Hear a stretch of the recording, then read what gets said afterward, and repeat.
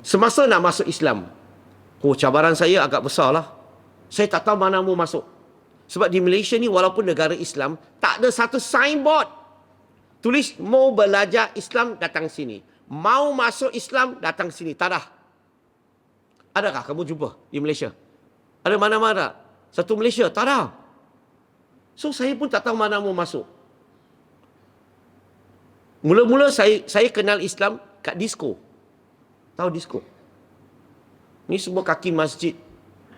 Mana tahu disko tu apa? Disko ni adalah tempat orang mengaji tengah malam dah.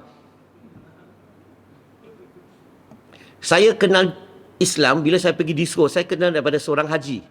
Haji ni kerja sebagai pegawai keselamatan. Maka saya nak masuk Islam, saya pergi jumpa dia. Ji, saya rasa saya nak masuk Islam lah. Boleh bawa saya tak? Haji tu kata, Lim, Islam ni bukan suka-suka nak masuk tau. Bukan suka-suka nak keluar. Kamu lebih baik balik fikir 10 kali. Saya pun balik fikir 10 kali. 2 bulan kemudian jumpa Haji. Ji, sudah fikir dah. Boleh tak bawa saya masuk Islam? Dia ulang balik perkara yang sama. Lim, Islam ni bukan suka-suka nak masuk, suka-suka keluar. Lebih baik kamu balik fikir 10 kali. Dah berapa kali? 20 kali. 4 bulan kemudian saya jumpa Haji. Ji, saya dah fikir dah masak dah. Boleh tak bawa saya masuk Islam? Dia ulang perkara yang sama. Lim, Islam ni tak boleh main-main tau. Bukan suka-suka nak masuk, suka-suka nak keluar. Balik fikir 10 kali. Saya dah fed up dah. Saya tak tahu macam mana mau masuk. Saya dah tanya orang Islam saya suruh saya balik fikir. Bayangkan kalau saya mati dalam jangka masa tu. Saya tak dapat mengucap syahadah. Saya tak dapat kenal Islam lebih lanjut. Apa akan jadi?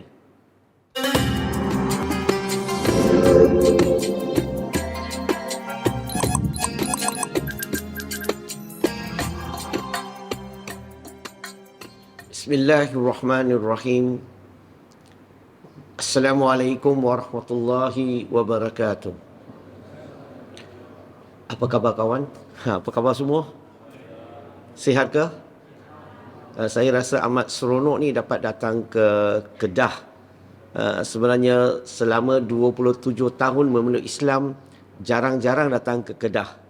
Jarang-jarang datang ke utara lah sebenarnya. Kedah ke, Penang ke, ataupun Perlis ke, kurang lah.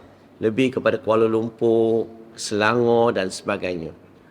Alhamdulillah, syukur kepada Allah Subhanahu Wa Taala, dengan izin dan rahmatnya kita dapat bertemu. Dan malam ini kita akan bincang satu tajuk yang saya rasa jarang-jarang diperbincangkan, iaitu cabaran mu'alaf. Saya rasa tak perlu lagi lah saya memperkenalkan diri. Pengerusi majlis tadi telah memperkenalkan saya. Maka kita terus kepada perbincangan malam ini. Okey ke? Boleh ya? InsyaAllah. Okey.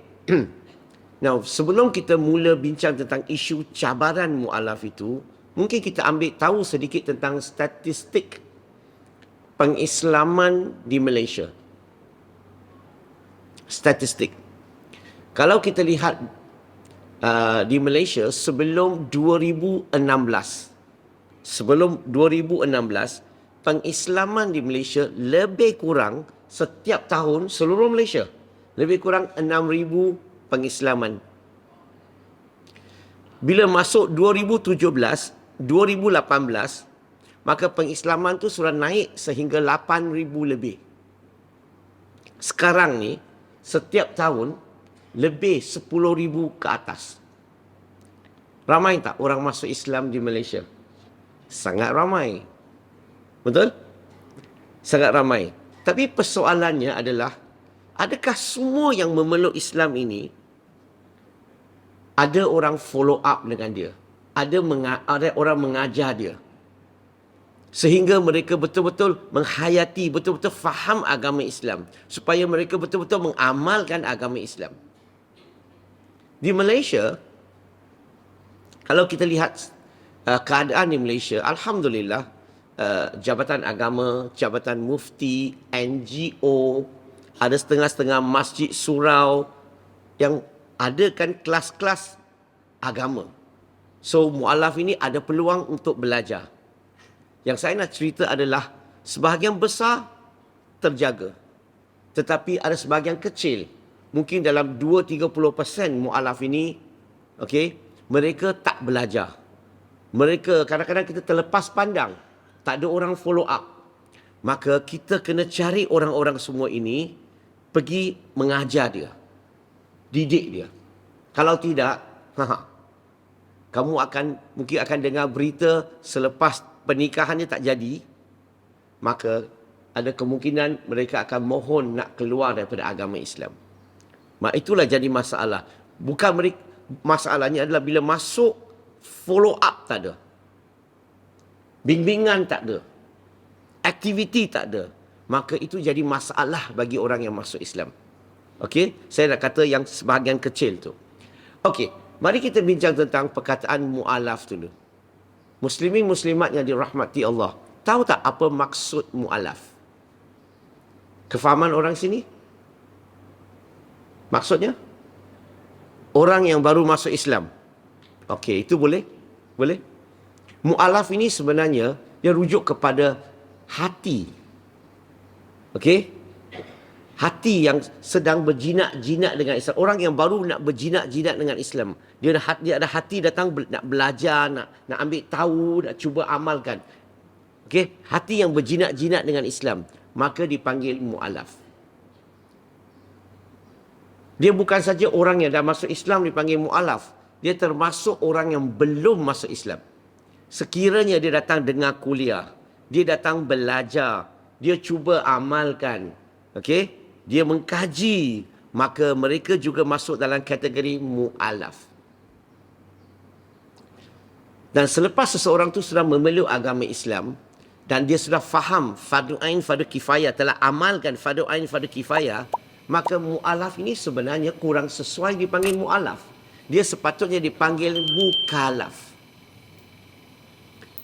Tapi sedihnya hari ini, saya sudah masuk Islam 27 tahun. Hulu hilir orang jemput saya ceramah, pengerusi majlis akan memperkenalkan saya, malam ini kami amat bertuah, didatangi oleh seorang mu'alaf. Tak apalah, itu budaya kan. Itu poin di sini adalah mu'alaf ini, sebab kefahaman kita, bila kita gunakan perkataan mu'alaf ini, dia rujuk kepada zakat sebenarnya. Ayat Quran dalam surah At-Taubah, surah ke-9, ayat 60. Sebut tentang mu'alaf qulubuhum. Kita nak ambil hati mu'alaf. Berarti, kita sepatutnya bagi zakat kepada mu'alaf. Untuk menunjukkan apa? Bahawa saudara Islam prihatin tentang kebajikan mereka. Ambil tahu tentang kebajikan mereka. Nak bantu mereka. So, beri zakat. Saya masih ingat lagi satu kata-kata Saidina Umar radhiyallahu anhu. Dia kata, bagi zakat yang banyak kepada mu'alaf. So, bila mereka kembali, mereka tidak minta zakat, malahan mereka bayar zakat. Nabi Muhammad SAW, Fatu Mekah. Kita ingat lagi tak kisah Fatu Mekah? Rampasan Fatu Mekah. Nabi bagi Abu Sufyan. Kenal tak Abu Sufyan radhiyallahu anhu? Abu Sufyan ini, dia masuk Islam ni amat pelik. Kenapa pelik? Dia tidak mengucap 2 kalimah syahadah. Dia hanya mengucap la ilaha illallah. Dia tak mengucap Muhammadur Rasulullah. Kemudian, selepas Fatu Mekah. Okey? Selepas Fatu Mekah, Nabi bagi ke dia 100 ekor unta. Dan ada pandangan ulama kata itu hadiah, ada ulama kata itu zakat. Tak, itu terpulanglah. Itu tafsiran ulama, kita ikut aja. Okey? Dan bila dia sebelum ni dia tak ucap Muhammadur Rasulullah, sebab dia ingat pemerintah ni biasanya nak kuasa, nak menindas, nak harta. Tapi bila dia lihat Nabi Muhammad SAW rampasan harta di Mekah, dia pulang balik kepada orang Mekah. Lain pula. Macam mana ni pemerintah macam ni? Tak gila kuasa, tak gila harta, tak gila perempuan. Maka barulah bila dia memeluk Islam, baru dia memeluk Islam sepenuhnya. Barulah dia setuju Nabi Muhammad SAW pesuruh Allah. Bila saya sebut 100 ekor unta ni, orang sini boleh faham tak 100 ekor unta? Zaman Nabi, seekor unta ni macam sebiji Mercedes Benz sekarang. Nabi bagi dia 100 biji. Saya dah masuk Islam 27 tahun. Belum ada apa-apa lagi bagi saya. Tak mau cakap Mercedes-Benz, kancil pun tak ada. Bukan nak harta, hanya nak gurau je. So, perkataan mu'alaf ini, bila seseorang tu masuk Islam, sebenarnya dia tak semestinya mu'alaf. Ini masyarakat kita ni kita generalizekan. Kita ingat semua masuk Islam mu'alaf. Tidak. Zaman Nabi Muhammad SAW ada seorang sahabat, kita kenal dia. Namanya Abdullah ibn Jaril. Seorang sahabat yang kaya. Seorang sahabat yang memeluk Islam dengan iman yang mantap. Walaupun dia mu'alaf, dia masuk Islam, dia tak layak dipanggil mu'alaf. Dia terus jadi mukallaf. Dia tak boleh terima zakat. Malahan dia kena bayar zakat. Orang yang lahir Islam, tak semestinya mukallaf. Kalau dia jahil, kalau dia tak faham Islam, dia jauh daripada agama Islam, iman dia lemah, sepatutnya kita boleh bagi zakat kepada mereka yang lahir Islam. Sebab zakat ini dia bukan tengok you masuk Islam ke tidak, dia tengok keimanan. Dia tengok adakah, kadang-kadang ramai tak orang-orang yang lahir Islam yang jauh daripada Islam, tak faham Islam, keliru tentang Islam. Golongan ini kita kena bagi zakat kepada mereka dan ajak mereka datang belajar. Itu perkataan pertama. Perkataan kedua, pernah dengar tak perkataan convert? Ini dah bahasa orang putih lah. Convert. Perkataan convert ini maksudnya berpindah, berubah, kan? Saya kurang selesa nak gunakan perkataan convert. Kenapa? Sebab ini perkataan digunakan oleh missionary Kristian. Mereka pergi ke merata dunia, convert orang kepada agama Kristian. Saya lebih suka gunakan perkataan revert. Kenapa revert? Sebab ada hadis daripada Nabi Muhammad SAW. Ini hadis sahih. Nabi kata, hadis ini Nabi kata, setiap kanak-kanak yang dilahirkan di muka bumi ini, semuanya dilahirkan dalam fitrah Islam. Mereka lahir bersih, suci, tanpa dosa. Fitrah Islam. Dan mak bapak mereka yang mencorakkan mereka jadi Yahudi, Nasrani, Majusi. Betul? Dan lain-lain lah. Nah, bila mereka dah besar, mereka belajar Islam, mereka kenal Islam, mereka memeluk Islam, mereka bukan convert lagi. Mereka revert. Revert maksudnya kembali kepada fitrah asalnya semasa dilahirkan di muka bumi ini. Maka saya lebih suka menggunakan revert sebab dia sehaluan, seiring dengan kata-kata Nabi Muhammad SAW. Tapi kalau kamu nak gunakan convert, tak salah, teruskan. Saya lebih selesa gunakan revert. Perkataan yang ketiga, biasanya orang gunakan untuk orang mereka yang masuk Islam. Ini kamu semua tahulah. Biasa dengar tak? Saudara baru. Ada baru, dia mesti ada saudara lama. Ada lama, dia mesti ada saudara expired. Salah ke gunakan perkataan-perkataan semua ni? Tak salah. Nak gunakan saudara kita ke, saudara baru ke, semua boleh. Hanya perkataan ini Nabi tak gunakan. Hanya Nabi zaman Nabi tak kata Sayyidina Abu Bakar radhiyallahu anhu, kamu ni mu'alaf, kamu ni saudara baru. Ada. Dan dia tak panggil mereka begitu. Tapi hari ini di Malaysia kita panggil orang yang masuk Islam sebagai saudara baru atau saudara kita. Tak salah. Tak salah. Tapi dengan satu syarat. Kalau kita salah gunakan perkataan itu, maka dia boleh jadi salah.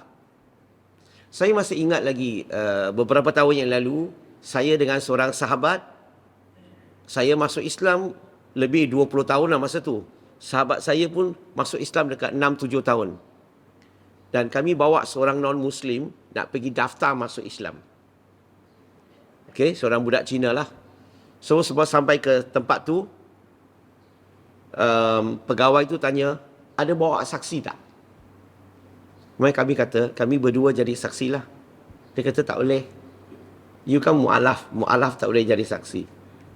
Okey, kalau kamu nak Islamkan dia, kamu kena keluar, pergi cari, bawa 2 Melayu datang ke sini, baru kita boleh Islamkan dia. Mu'alaf tak boleh jadi saksi. Maksudnya kita ni second grade Muslim. Tahu tak second grade? Low class Muslim. Saya dengan Saidina Abu Bakar, Saidina Umar, Osman, Ali radhiyallahu anhu sama ya. Kami standard mualaf tak boleh jadi saksi. Betul tak? Kalau kita mempunyai pemikiran sedemikian, mualaf ni second grade Muslim, maka kita telah mereka kasta dalam agama Islam. Kita telah mereka kasta. Padahal Allah berfirman dalam Quran dalam surah Hujurat surah ke-49 ayat 13. Inna akramakum indallahi atqakum. Yang paling mulia manusia dalam sisi Allah adalah mereka yang paling bertakwa. Bukan saudara baru, saudara lama, saudara expired.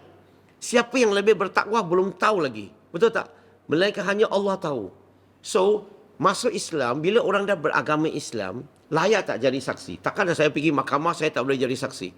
Saya dah masuk Islam 27 tahun. Halo? Saya mengajar di begitu banyak tempat seluruh dunia. Nah, itulah bagi saya, kalau kita abuse perkataan itu, kalau kita salah gunakan perkataan itu. So, ini hanya terminologi.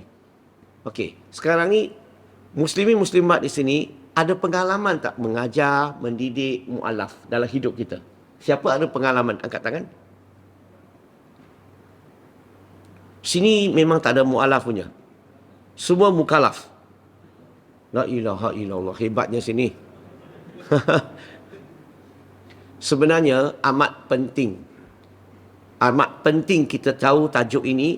Kenapa? Sebab mereka yang berhijrah ni, kita kena belajar untuk memahami mereka. Kalau tidak, bila kita didik dia, kita bimbing dia, kita bukan membantu dia, kita bagi masalah kepada mereka. Bagi masalah kepada mereka yang masuk Islam. Pertama, mereka ni bila memeluk Islam, mereka berhijrah. Mereka tinggalkan kepercayaan lama kepada kepercayaan baru. Betul ke tidak? Okey, suatu kepercayaan yang mereka percaya begitu banyak tahun, kadang-kadang berpuluh tahun. Kemudian bila masuk Islam, persoalan saya, mudah ke tak mudah mereka tinggalkan kepercayaan lama sepenuhnya. Mereka perlu masa tak untuk menyesuaikan diri? Perlu ke tak perlu? Ada budaya lama kepada budaya Islam. Perlu tak masa untuk menyesuaikan diri? Ada di kalangan mereka boleh menyesuaikan diri dengan masa yang singkat. Sebab sejak kecil dah biasa campur Melayu. Belajar kat sekolah, sekolah Melayu. Lepas tu duduk asrama dengan orang Melayu. Dia dah biasa. Maka dia dapat menyesuaikan dengan masa yang singkat. Ada di kalangan mereka perlukan berbulan-bulan untuk menyesuaikan diri. Ada di kalangan mereka perlukan bertahun-tahun untuk menyesuaikan diri.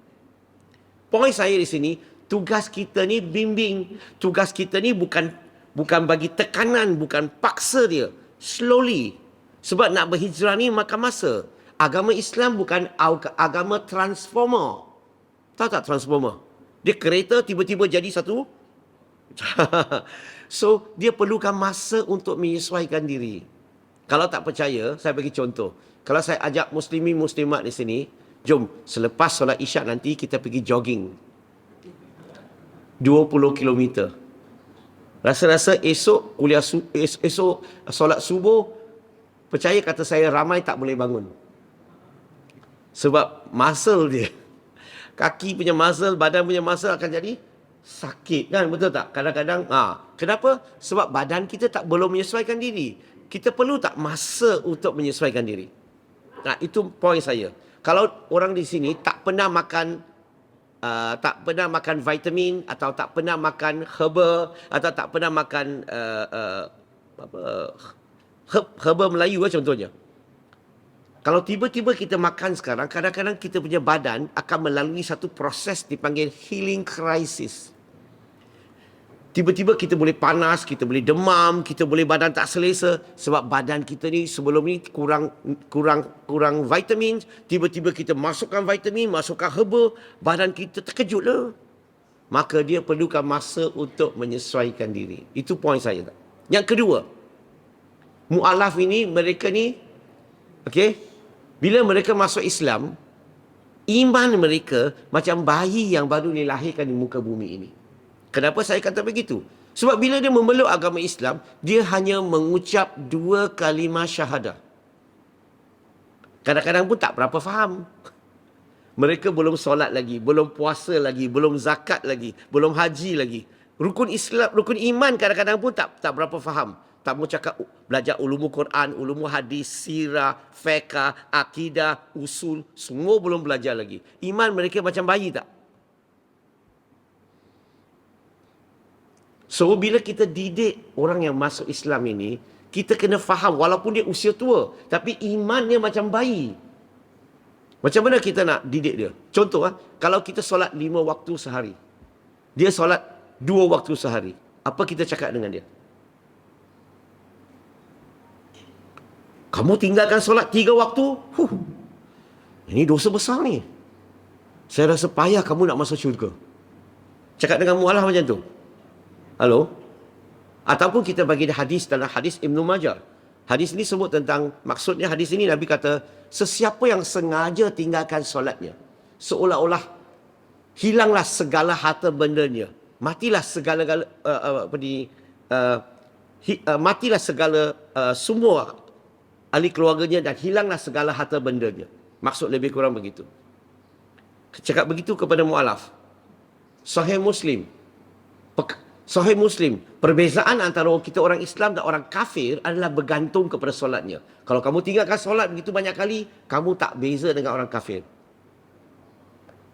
Perkara pertama dalam Sahih Bukhari, Allah akan hitung kepada kita di padang mahsyar adalah solat kamu. Tengok kamu tinggalkan begitu banyak kali. Saya rasa tak ada can lah. Kamu akan pergi seberang. Adakah kita cakap dengan mu'alaf begitu? Larilah dia. Betul? Nak cakap dengan mu'alaf ini, cakap dengan dia, kalau dia dapat solat 2 waktu, cakap, tahniah, congratulations, tahniah. Masya Allah, kamu baru masuk Islam 2 minggu. Sudah boleh solat 2 waktu. Itu satu pencapaian yang sangat bagus. Dulu-dulu, mula-mula saya baru nak belajar Islam, saya nak solat 1 waktu pun susah. Kamu lebih hebat daripada aku. Bayangkan kalau kamu boleh tambah lagi daripada 2 jadi 3, jadi 4, jadi 5, lagi banyak pahala kamu akan dapat. Itu cara kita cakap dengan mu'alaf. Bukan nak takut-takutkan dia. Kan Nabi suruh kita apa? Permudahkan. Jangan susah-susahkan. Beri berita baik. Jangan menakut-nakutkan. Betul? Biasanya kalau dia dapat buat macam tu, saya akan bagi dia 1 tiket.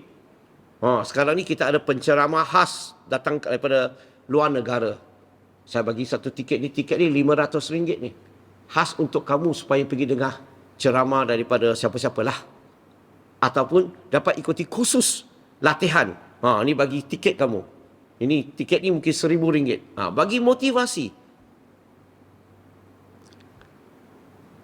Yang ketiga, mu'alaf ini, bila kita nak didik bimbing mu'alaf, kita kena gunakan umpan yang sesuai. Orang sini faham tak umpan? Pernah pancing ikan tak? Tak pernah punya. Memang Kedah tak ada laut. Pernah pancing ikan? Nanti dulu. Saya tanya, orang sini pancing ikan gunakan umpan yang you suka ke ikan suka? Cakap betul-betul. Ikan suka. Mari kita tengok. Kita anggap non-Muslim ni ikan lah. Okey. So bila non-Muslim masuk Islam di Malaysia, okey, kita kena gunakan bahasa yang kita suka ke bahasa yang dia suka? Bahasa tu umpan lah. Kita ajar mu'alaf di sini, ajar dalam bahasa Cina ke, bahasa Tamil ke, bahasa English ke, ataupun pedulilah siapa datang belajar dalam bahasa Melayu. Mana satu? Tadi kata faham umpan. Di Malaysia, kita tak peduli apa jenis ikan. Yang penting kita letak umpan yang kita suka. You nak masuk Islam, you kena belajar Islam bahasa saya. Ini masalahnya. Sebab ada setengah-setengah di kalangan mereka ni, mereka tak mahir dalam bahasa Melayu. Tak mahir. Saya sendiri pun tak mahir bahasa Melayu. Saya belajar bahasa Melayu selepas masuk Islam. Saya sekolah Cina dulu. Saya sekolah Cina. Saya masih ingat lagi mula-mula saya masuk Islam, beberapa minggu, saya terima satu SMS. Bukan WhatsApp tau, dulu belum ada WhatsApp. SMS, tahu SMS? Orang tu bagi mesej kat saya. Dia kata, Assalamualaikum Saudara Lim. Ana nak jemput Saudara Lim bagi ceramah di Masjid Ana. Saya tengah fikir, mana satu perempuan aku jumpa nama Ana ni, nak jumpa aku ceramah. Masalahnya, kita gunakan bahasa Arab bagi orang yang baru masuk Islam. Dia faham ke? Saya masih ingat lagi, saya mula-mula masuk Islam belajar kat sekolah pondok. Sekolah pondok. Okey. So, bila belajar kat sekolah pondok, ustaz tu mengajar kami sifat 20. Biasa belajar kan? So, saya belajar sifat 20. Tapi ustaz tu dia cakap, bila diterangkan tu, dia kata Allah tu ada, lawannya tak ada. Saya faham lawan tu, saya tak faham lawan tu opposite. Nampak tak? Kadang-kadang orang tu dia bukan Melayu, dia tak faham. Lepas tu ustaz tanya, Lim, kamu faham tak? Saya pandang kanan, kiri, depan, belakang, ramainya orang. Cakap tak faham, orang kata aku bodoh. Aku cakap, ustaz faham sikit-sikit.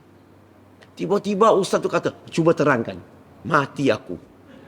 Saya pun jawab, ustaz, Allah ada, sudah lawan tak ada. Ustaz, Allah pergi mana? Lepas tu ustaz cakap-cakap sikit, dia kata Allah Ta'ala, Allah Ta'ala. Saya pun tak faham. Dulu kan kita belum lagi belajar. So dia kata, Allah Ta'ala, Allah Ta'ala. Ustaz tadi kan kata Allah, Allah. Sekarang kata Allah Ta'ala. Ya Allah ke Ta'ala? Cakap betul-betul. Bahasa. Kalau kita tak tahu gunakan bahasa, kalau kita tak tahu bahasa lain, sekurang-kurangnya gunakan bahasa yang mudah-mudah. Bukan bunga-bunga. Orang tak faham. Sebab tu saya masih ingat lagi, saya cetak satu buku, Asas Tauhid dalam bahasa Cina. Saya edarkan kepada mu'alaf Malaysia. Dan saya dapat respon adalah, ada yang masuk 2 tahun, 5 tahun, 7 tahun. Dia telefon, ada yang mesej, dia kata, Lim, saya belajar Islam masa 2 tahun, 7 tahun, 5 tahun. Dan dia kata, hari ni selepas baca buku ni, saya baru tahu apa itu Tauhid. Matilah selama ini. Sebab bahasa. Kita kena, kalau kita tak boleh belajar bahasa tu pun, sekurang-kurangnya seberapa mudah punya bahasa, seberapa mudah punya contoh kita bagi. Dan kalau boleh, belajarlah beberapa perkataan dalam bahasa dia supaya boleh buat dia faham. Itu penting. So, tenaga pengajar ni kena ada usahalah belajar untuk memahami keadaan mereka. Kalau tidak, kadang-kadang dah masuk Islam lama pun tak faham. Okey. Apa sebab mu'alaf ni masuk Islam di Malaysia? Tahu tak sebab-sebab? Siapa cakap tadi? Kahwin. Di Malaysia ni, 60% ke atas kerana cinta. Pernah dengar tak perkataan cinta? Bila cinta itu sudah melekat. Tai kucing rasa coklat. Bila cinta itu sudah tak jadi, coklat rasa tai kucing. Dia punya masalah macam ni. Okey? Sebagian besar kerana cinta. Masuk Islam kerana cinta, salah ke tak salah? Semata-mata kerana cinta, salah ke tak salah? Dalam Islam, tak salah. Sebab ada hadis dalam Sahih Bukhari sebut tentang bila seseorang tu berhijrah, niat dia kerana Allah dan Rasul, maka dia akan dapat Allah dan Rasul. Kalau dia berhijrah kerana dunia, kalau perempuan, dia dapat perempuan lah. Hadis ini tak kata salah. Okey? Hanya salah bila dah masuk Islam, tak nak belajar, tak nak ambil tahu, tak nak mengkaji, tak nak amalkan Islam, itu salah.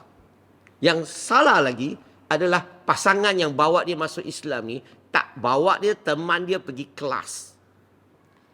Bapa betul, mak betul, sama-sama salah sebab tak ada usaha nak bawa menantu dia, teman dia pergi kelas. Sering kali, you tahu tak, orang selalu bila mereka bercinta, yang asal Islam ni akan suruh mu'alaf, you nak kahwin saya, you pergi belajar dulu, pergi kelas Brother Lim. Datang kelas saya ni, saya punya syarat pasangan tu kena datang. Bakal isteri atau suami kena datang. Dia kata, tak, saya dah belajar Islam dah. Sejak dulu kat sekolah saya sudah belajar. Saya tak payah ikut kelas lagi. Saya cakap dengan pasangan dia, saya tak garanti tau. Tapi saya boleh garanti saya ajar dia, dia faham Islam. Tapi saya tak garanti nanti dia dah faham Islam, dia mau kahwin kamu tahu. Sebab orang yang dah ikut kelas saya, pasangan tu tak datang, 50% tak jadi kahwin pasangan tu. Dia rasa pasangan tu tak sesuai untuk dia. Sebab pasangan tu tak faham Islam, tak ikut Islam dan sebagainya. So jangan salahkan aku. So sama-sama salah adalah orang yang mengislamkan mereka. Yang tak pergi follow up, pergi ziarah, pergi ajak dia datang kelas. Sama-sama salah karya di sini. Masjid sini kalau ada mu'alaf yang masuk Islam di sini, kita jaga tak mereka? Jaga tak kebajikan? Ada tak kelas bagi mereka? Sebab itulah setiap orang yang masuk Islam, mereka memerlukan sekurang-kurangnya 2 hingga 3 tahun punya bimbingan.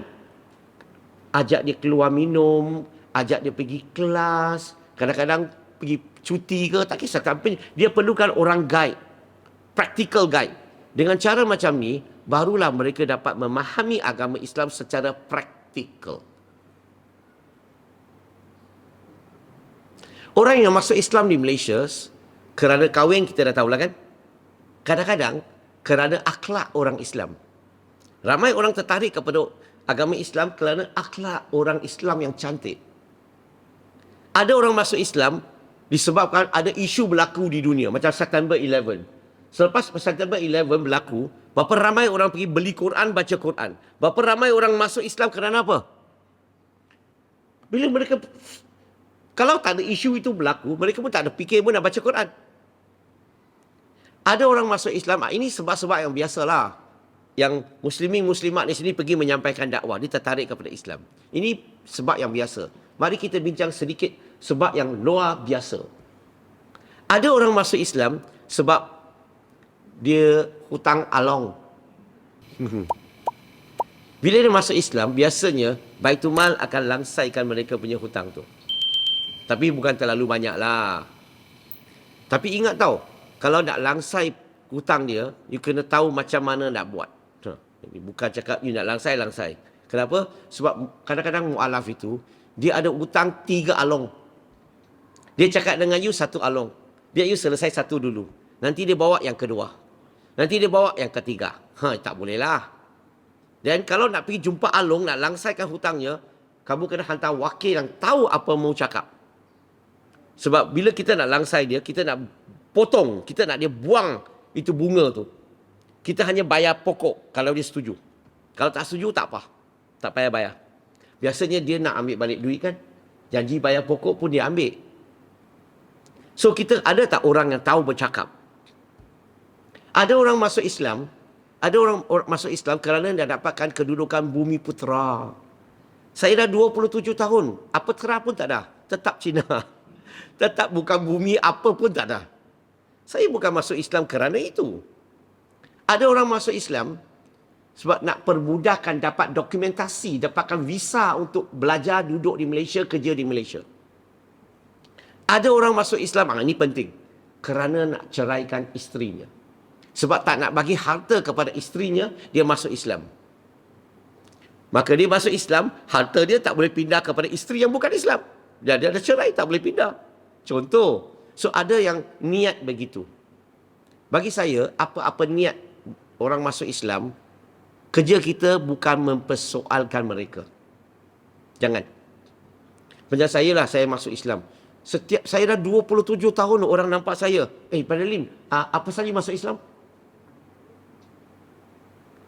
Kalau saya terbalik tanya kamu, kamu marah saya. Ustaz, apa saja masuk Islam? Saya kan Islam. Yalah, apa saja masuk Islam? Mak bapak saya Islam. Oh, mak bapak punya iman warisi kepada kamu. Oh, dia kata tak. Ada macam mana kamu masuk Islam? Mak bapak hantar saya belajar kat sekolah. Oi, ada ilmu tak semestinya Islam. Tahu tak? Di Malaysia, sebahagian besar padri Katolik. Sebahagian besar padri Katolik di Malaysia, mereka mempunyai master atau PhD on Islamic Studies. Dekat negeri Melaka, dia satu Christchurch, Rumah Merah sana, ada sebuah gereja kan. Dia punya bishop tu, Saya tak mau sebut nama dia lah. Dia punya bishop sana tu, dia ada PhD on Islamic Studies. Saya pun tak ada PhD, dia ada PhD. Dia bukan Islam lagi. Ada ilmu tidak semestinya Islam. Maka bilakah kamu masuk Islam? Oh, you tanya saya senang, saya boleh jawab. I tanya you, you marah. Kalau kamu kata kamu masuk Islam bila, saya tanya kamu balik. Apa yang cantik dalam Islam yang menarik kamu? La ilaha illallah. Okey, so orang yang masuk Islam di Malaysia ni ada macam-macam cara. Bagi kita, tak perlulah kita nak ungkit, tak perlulah kita nak tanya begitu. Cara bertanya sebenarnya, kita tanya begini. Apa yang cantik tentang Islam yang buat saudara ni nak tertarik kepada agama Islam? What are the beauty of Islam which attracted you? Maka dia akan fikir sesuatu yang positif untuk cakap. Tapi kalau you tanya dia, apa pasal masuk Islam? Ayah, aku pasal perempuan mah. Malu mau cakap. Pasal hutang mah. Malu mau cakap. So kita tanya punya soalan tu penting. Okey, satu lagi. Siapa yang bertanggungjawab untuk mendidik, membimbing mu'alaf? Saya tak tahu di sini, negeri sini ada tak orang masuk Islam? Tak ada. Ada. So, orang sini tak pernah bimbing, didik, ajar dia.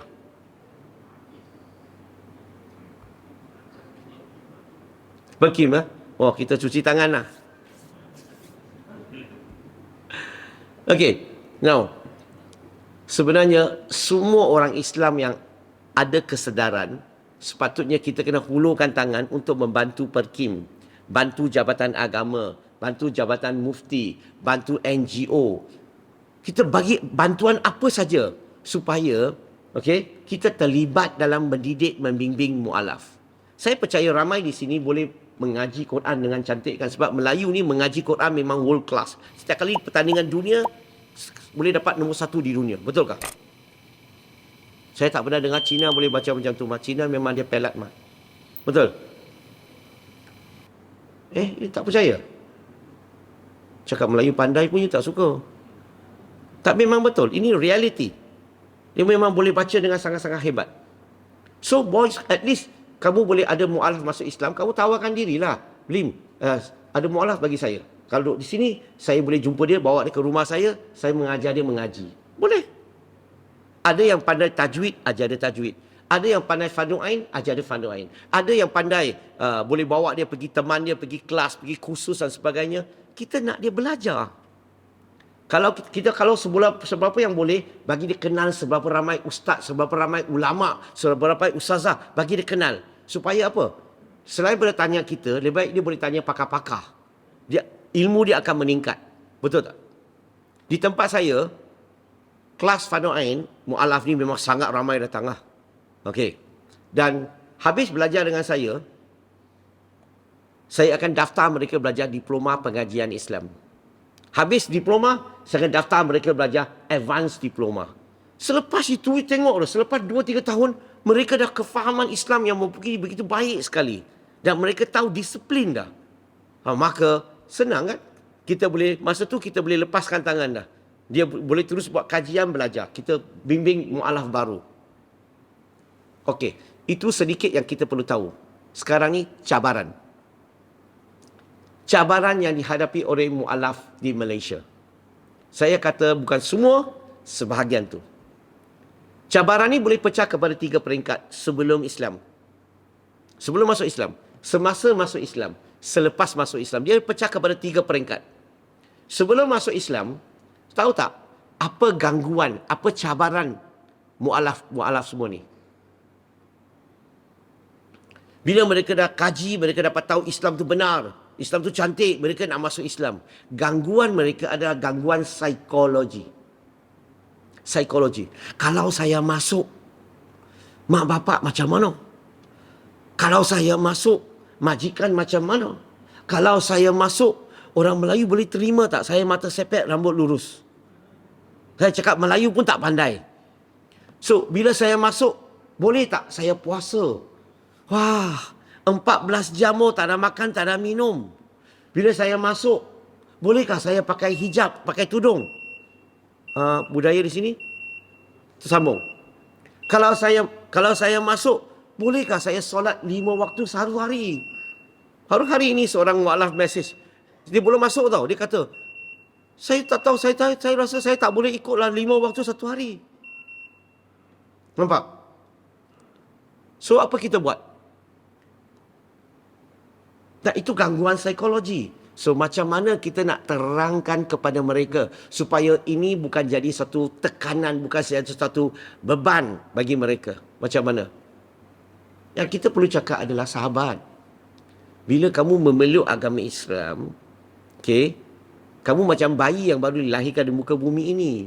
Yang penting, kamu buat apa yang kamu boleh. Ikut kemampuan kamu, buat apa yang boleh. Sambil itu, yang penting belajar dulu. Kenapa? Tapi bila kefahaman kamu dah meningkat, ilmu kamu meningkat, iman kamu akan meningkat, dan amalan tu, tambahan tu, semua dia akan datang kemudian. Berarti, kamu kena mula dengan ilmu dulu. Ilmu Islam dulu. Kemudian iman dah meningkat, amalan akan datang semula jadi. Step by step.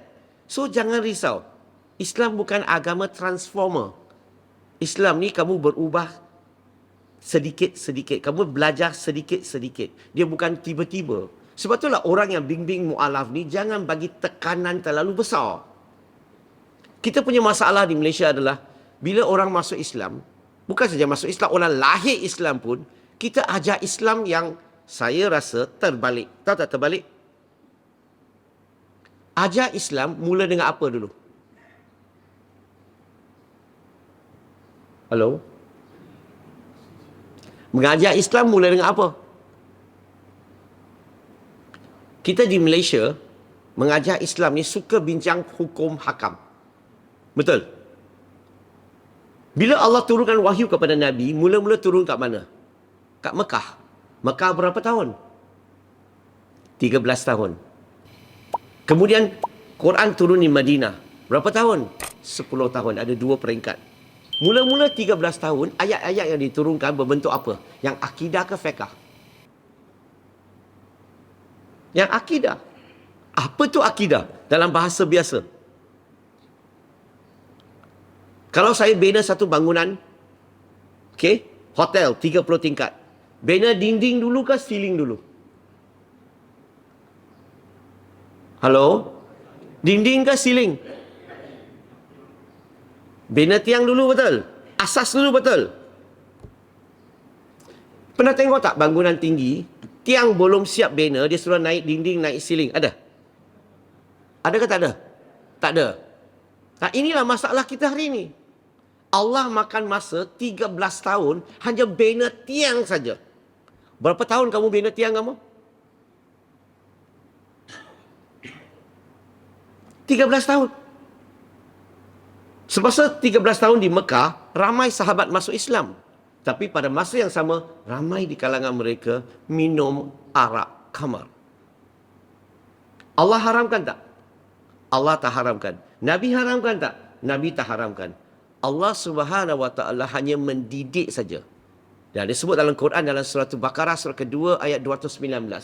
Allah kata apa? Maksud ayat Quran ini, kata arak ni sedikit kebaikan, banyak kemudaratan. Dan Allah ajar lagi, bagi peringatan lagi. Dalam surah Nisa, surah keempat, ayat 43. Yang bermaksud Allah kata, jangan pergi solat dalam keadaan mabuk. Allah tak haramkan, Allah didik dulu. Kemudian bila mereka berhijrah ke Madinah, okay, barulah Allah turunkan ayat-ayat hukum hakam. Sikit-sikit selama 10 tahun. Bilakah Allah haramkan arak? Di Mekah 13 tahun Allah tak haramkan. Bila berhijrah ke Madinah, tahun ke-14 Allah juga tak haramkan. Tahun ke-15 Allah tak haramkan. Tahun ke-16 Allah tak haramkan. Tahun ke-17, bila Allah turunkan surah Al-Ma'idah surah ke-5 ayat 90, barulah Allah haramkan arak. Bila? 17 tahun. Hari ini orang belum masuk Islam. Haram. Haram. Saya bukan tukar hukum haram jadi halal. Tak, haram tetap haram. Hanya kita kemudiankan. Tak perlu bincang itu dulu. Bincang asas dulu, mak. Masalah kita hari ini, kita suka lompat lah. Kita suka bincang hukum hakam. Padahal, bila orang yang nak dekat kepada Islam, kita kena mula dengan akidah. Tak percaya? Bukan sini ya, cakap tempat lain. Masjid-masjid lain. Majoriti orang pergi ke masjid, orang muda ke tua? Halo? Muda ke tua? Tua kan? Yang dekat kan? Yang sudah dekat. Kenapa tua? Kenapa orang muda tak minat? Sebab kita banyak cakap hukum hakam. Kita banyak, ini dosa, ini haram, ini neraka. Asyik cakap hukum hakam, takut mereka. Sebab itulah orang muda, dia tak minat agama Islam. Sebab mereka dibebani oleh hukum hakam ini. Relax Kalau Islam tu diturunkan mula dengan haram, ayat pertama tu bukan haram, ikra, ilmu. Tapi sedihnya kita ni tahu, tapi tetap kita suka cakap hukum hakam. Saya bagi contoh, salah satu contoh untuk wanita. Kalau ada seorang muslimah masuk Islam, seorang bukan Islam, wanita masuk Islam, saya serahkan kepada muslimah ke belakang. Tahu tak dalam otak mereka apa? Saya tak payah buka otak dia, saya boleh tahu otak dia apa. Otak dia, macam mana nak balut dia. Atau macam mana nak bungkus dia. Itulah rukun Islam yang pertama bagi mereka. Bukan syahadah, bukan solat, puasa, zakat, haji. Tetapi bagi mereka, balut tu paling penting sekali. Betul ke tak betul? Kenapa? Tahu tak? Bilakah Allah wajibkan tutup aurat? Tahun ke berapa? Tahun ke-19. Year 19. Wahyu sudah mau habis diturunkan. Baru Allah fardukan, wajibkan pakai tutup aurat. Hari ini orang baru masuk Islam. bukan solat dulu. Bungkus dulu. Balut dulu. Itu kita fokus. Sebenarnya, relax. Tak perlu tergesa-gesa. Yang penting, kalau asas tak bina dengan elok, segala-gala bungkus ke, balut ke, tak bermakna. Dia bungkus balut di depan kamu. Tapi asalnya dia tidak menghayati, tak faham tentang balut ke, bungkus ke. Pelan-pelan kita fokus kepada asas dulu. Mu'alaf yang datang kelas saya ni, saya punya tekan tentang asas tauhid tu sehingga settle. Sehingga kukuh. Barulah saya cakap tentang hukum hakam, senang mereka nak terima. Betul tak? Bila sahabat dah berhijrah ke Madinah, selepas 17 tahun, bila Allah turunkan surah Al-Ma'idah, surah ke-5 ayat 90. Majoriti sahabat berhenti daripada minum. Walaupun kat rumah masih lagi ada 1 tong, 2 tong. Tahu 2 tong tak? Barrel tu. Dia tak kata, wahai Rasulullah, atau ya Allah, kasih masa sikit lagi, rugilah. Saya habiskan dulu. Dia tak cakap begitu. Sebab bila dia iman dah mantap, asas dah kuat, bila dia tahu Allah haramkan, dia berhenti. Maksud saya, cara didikkan kita terhadap mu'alaf itu. Cara didikkan. Sebelum masuk Islam, tahu tak mu'alaf menghadapi apa cabaran? Tabiat lama. Dia bersekedudukan dengan girlfriend, dia minum, dia makan itu barang, tahu itu barang tak? Kara pendek. Ada orang kata tak boleh cakap tak. Ada orang tak suka. Dia kata masjid ni tempat suci. Tak boleh cakap bar. King say. Okay? Dan dia judi. So, dia ada tabiat lama. So, orang yang ada tabiat lama, boleh tak masuk Islam? Bagi saya, kita kena buat adalah, kamu kena assume majoriti mereka mesti ada sedikit tabiat lama bukan Islam punya. Betul tak? So, bila mereka nak masuk Islam, yang penting cakap dengan dia. Tabiat lama ni kita simpan dulu. Simpan dalam peti sejuk tau. Freezer. Kasih freeze dulu. Kerja kita sekarang ni, jom. Belajar dulu. Kenal Allah dulu. Kenal Nabi dulu. Sayang Allah dulu. Sayang Nabi dulu. Bila dia kenal Allah, sayang Allah, kenal Nabi, sayang Nabi, tak perlu kamu suruh dia berhenti. Dia sendiri akan malu. Dia sendiri akan rasa tak selesa. Dia sendiri akan jauhi perkara itu sedikit demi sedikit. Betul ke tidak? Dan bila iman dia dah mantap, kamu cerita kat dia, ini sebenarnya dia tidak halal dalam seluruh Islam. Yang apa yang kita boleh buat adalah ajar dia macam mana nak pindah, nak ubah kepada yang halal. Tapi bagi dia masa, sebab dia ada rumah mau bayar, dia ada kereta mau bayar, dia ada bil rumah mau bayar, makan minum, anak punya pelajaran, tuition dan sebagainya. Kita tak boleh suruh dia, oh ini haram maka kamu kena berhenti serta-merta. Dah syahadah, berhenti serta-merta. Adakah Nabi ajar begitu? Sebab itulah kita jangan bincang hukum hakam dulu. Bila orang dah dekat kepada Islam, nak masuk Islam, baru nak belajar Islam, simpan dalam peti sejuk. Rumah tak ada peti sejuk kau. Pergi sewa tempat, simpan dekat peti sejuk dulu. Ada cabaran paling besar bagi mereka yang masuk Islam adalah macam mana nak bagi tahu mak bapak. Itu cabaran paling besar. Terutamanya mereka yang bawah umur, terutamanya mereka yang masih belajar di IPTA, IPTS. Masih bergantung kepada mak bapak yang bayar fees dia. Masih bergantung kepada mak bapak yang bagi pocket money. Sokongan untuk mereka belajar. Saya pernah ada pengalaman tentang kes yang mu'alaf tu nak masuk Islam. Saya bagi contoh lah supaya tak ada masa nak cerita panjang lagi dah. Kalau tidak saya cerita-cerita berapa jam pun tak habis. Beberapa tahun yang lalu ada seorang budak 17 tahun form 5. Dia nak masuk Islam. Dia pergi jumpa ustazah kat sekolah tu. Maka ustazah tu kata, kalau kamu nak masuk, kamu kena balik tanya mak bapak kamu dulu. Kalau mak bapak bagi, barulah kita Islamkan kamu. Dia betul-betul balik rumah tanya mak bapak. Mati dia. Kena kurung, kena pukul. Lepas tu mak bapak tak kasih tukar dia kat sekolah lain. Tak kasih dia belajar bersama dengan orang Islam lagi.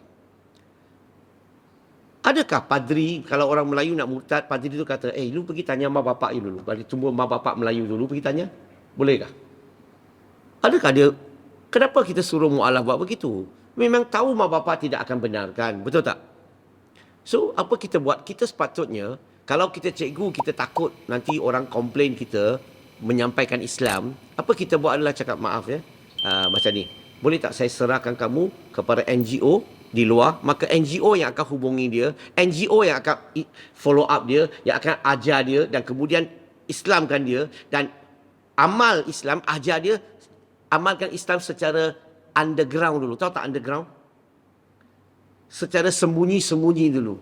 Dia tak perlu buat secara terbuka dulu sebab keadaan dia masih lagi bergantung kepada mak bapak dia. Betul tak?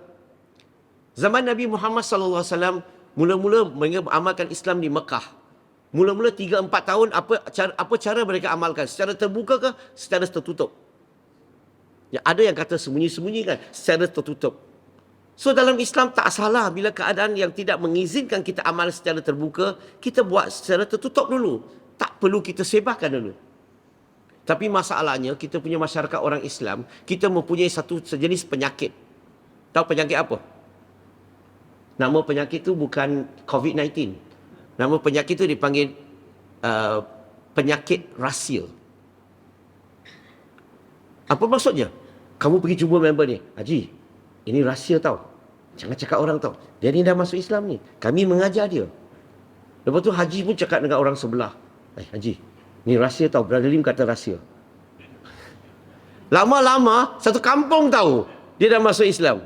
Tak, itu bukan begitu. Sebab kadang-kadang di Malaysia ni, kita ni sangat-sangat, orang kata tak sensitif. Sangat-sangat tak sensitif. Tidak menjaga kebajikan mu'alaf. Bila orang masuk Islam, kita suka heboh-hebohkan. Kita tak pernah terfikir kalau mak bapak dia tahu apa akan berlaku. Majikan dia tahu apa yang akan berlaku.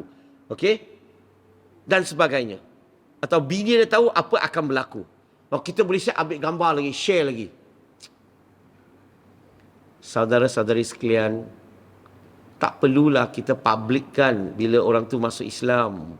Kamu tak fikir ke dia punya kebajikan, dia dalam apa keadaan?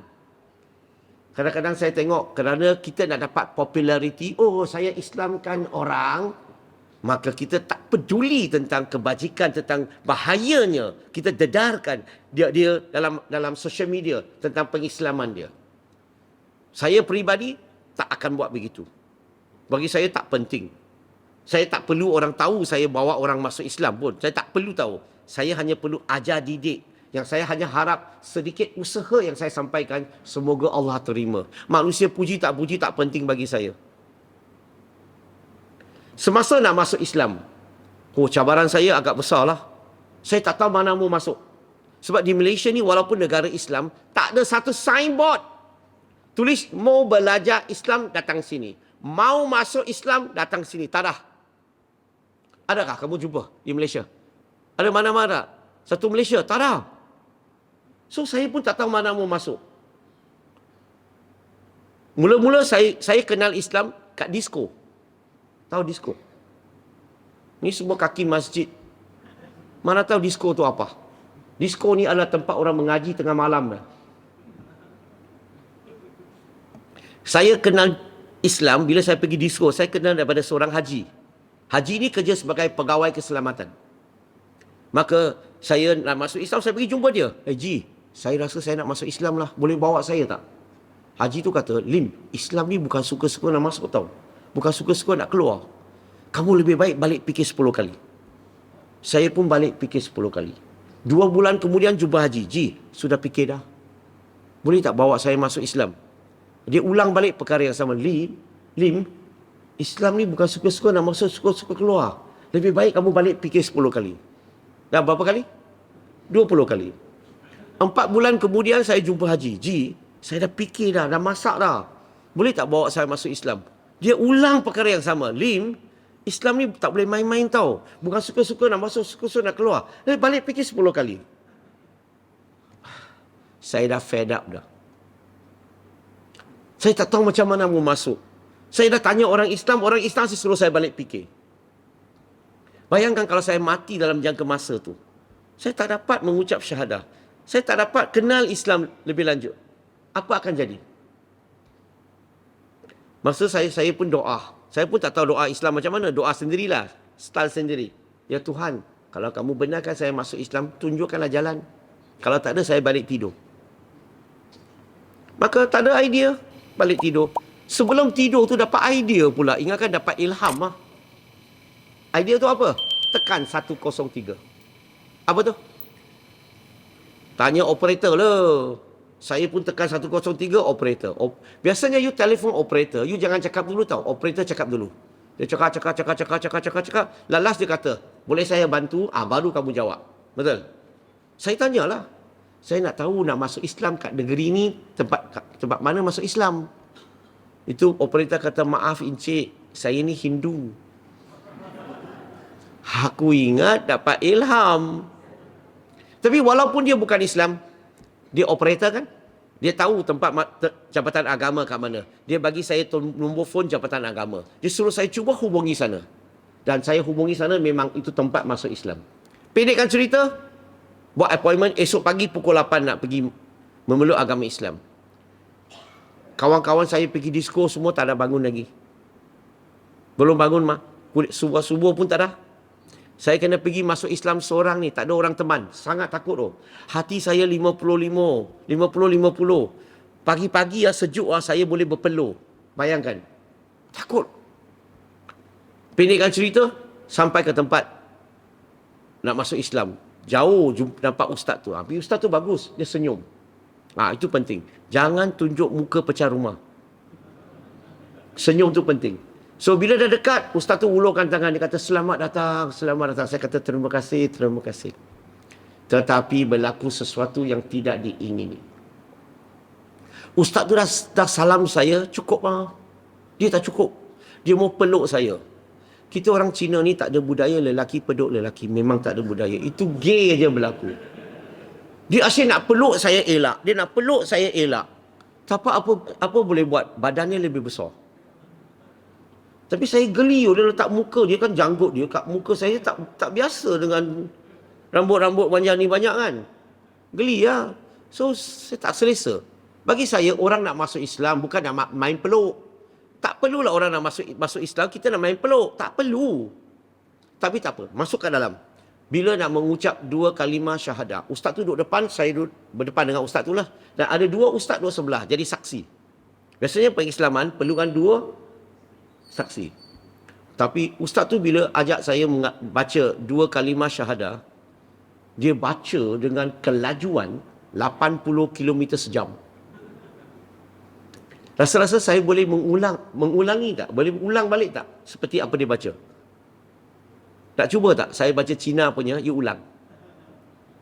Nak cuba? You tengok you tajwid boleh pakai tak? Memanglah saya baca pelat. Saya tak pernah baca dalam bahasa Arab dalam hidup saya. Setiap kali dia baca, saya ulang. Saksi tu ketuk meja. Goyang kepala. Tak sah. Tak sah. Baca lagi, saya ulang. Ketuk lagi. Tak sah. Tak sah. Tahu tak berapa minit tak sah? 20 minit tak sah. La ilaha illallah. Saya dah baca 2 kalimah syahadah, dah tahu berapa kali dah. Masuk Islam berapa kali dah. 30 minit kemudian baru dia sahkan saya. Sahkan saya bukan kerana saya baca dengan tepat. Sahkan saya sebab ketiga-tiga mereka sudah penat. Tahu tak apa niat dia? Dia nak pastikan saya baca dengan tajwid yang betul. Ayo. Okeylah macam inilah. Kalau saya baca tajwid tak betul, saya bukan sengaja tahu. Saya memang tak boleh baca dengan tajwid yang betul. You tak percaya? Saya baca sesuatu you ikut boleh? Lao Tzu cakap. Kalau saya cakap Cina, memanglah tajwid kamu baca memang tak tepat, tak kena. Kalau wajib dengan baca dengan tajwid yang betul, orang bisu macam mana nak masuk? Sampai mati pun tak boleh masuk. Yang penting dia faham maksud syahadah. Dia terima dalam hati dan dia lafaz mengikut kemampuan dia. Betul ke tidak? Relax kalau baca tajwid tak betul. Tak payah ulang sampai 30 minit. Bukan main susah. Lepas syahadah, ustaz tu bincang dengan saya. Sekarang kita nak bincang tentang potong. Aku baru 30 minit takut nak mati, nak cederakan aku lagi. La ilaha illallah. Saya tanya ustaz, sakit tak? Biasalah, masa saya 20 lebih tahun. Bukan kanak-kanak. Saya sakit tak? Oh, tak ada sakit. Macam semut gigi aja. Otak dia. 3 minggu sakit. Tak ada sakit. Sakit. Saya tak boleh lupa itu ustaz punya muka. Sampai sekarang, sampai akhirat nanti siap dia. Dia kenalkan aku kat dunia ni. So, lepas dah syahadah,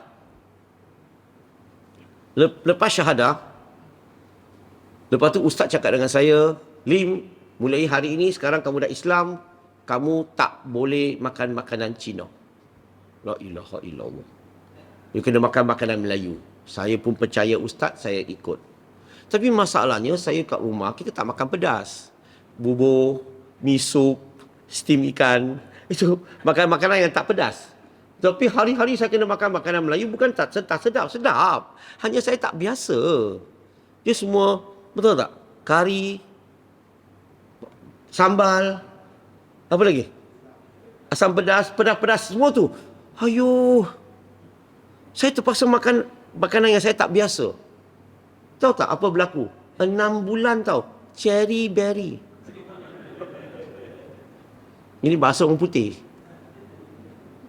Sebab perut tak selesa. Bagi saya, permudahkanlah. Jangan susah-susahkan. Beri berita baik, jangan menakut-nakutkan. Kerana mereka dah hijrah. Cabaran besar, mak bapak marah, halau, pukul. Betul? Cabaran besar. Kena makan makanan yang dia tak biasa makan. Cabaran besar. Mak bapak tak bagi balik rumah, halau, putus hubungan. Cabaran besar. Mereka nak cari, nak hidup, nak belajar dan sebagainya. So mereka akan melalui banyak tekanan. Dahlah tekanan banyak, kita nak tambah tekanan lagi. Okey, saya akhiri dengan satu cerita. Semasa saya nak nikah, saya tak tahu cara nikah Melayu macam mana. Selepas masuk Islam, tengok wayang-wayang Melayu baru tahu. Rupa-rupanya orang Melayu ni bila nak nikah ni, dia hantar wakil pergi jumpa itu keluarga bakal isteri lah. Betul lah? Dan Melayu pula dia ada caranya. Dia bukan pergi sana terus bincang tau, tak ada. Orang Melayu ni dia akan bincang perkara-perkara lain dulu. Burung berkokok, ikan berlaga. Dia akan bincang perkara semua, cakap perkara yang tak penting. Hanya bila nak balik, sebenarnya hasrat kami datang. Oh, baru nak start. La ilaha illallah. Saya masih ingat lagi, saya pendekkan cerita lah. Susahnya saya nak cari keluarga angkat, saya tak ada keluarga angkat. Dan dapat keluarga angkat punya, pemikiran dia lain macam. Bila nak nikah, keluarga angkat saya boycott. Mereka tak nak pergi. Mati aku. Sebab apa? Dia kata saya tak pakai baju Melayu. Dia kata saya tak bawa keris. Saya mana tahu. Dia kata kalau nak kami ikut, dia marah saya setengah jam. Orang-orang Melaka ni kena maki setengah jam ni. Lepas tu dia kata, cakap mana abang saya mau cari baju sekarang. Dia kata kalau macam ni you pergi, kami tak nak pergi. Oh, tak ada keluarga angkat. Macam mana mau nikah? Pendekkan ceritalah. Saya nikah ni lain macam lah. Orang yang ambil dulang ni tak pernah berlaku di Malaysia, hanya saya saja, lelaki. Sebab itu mu'alaf datang semua lelaki, tolong ambil dulang. Time nak nikah tu lagi teruk.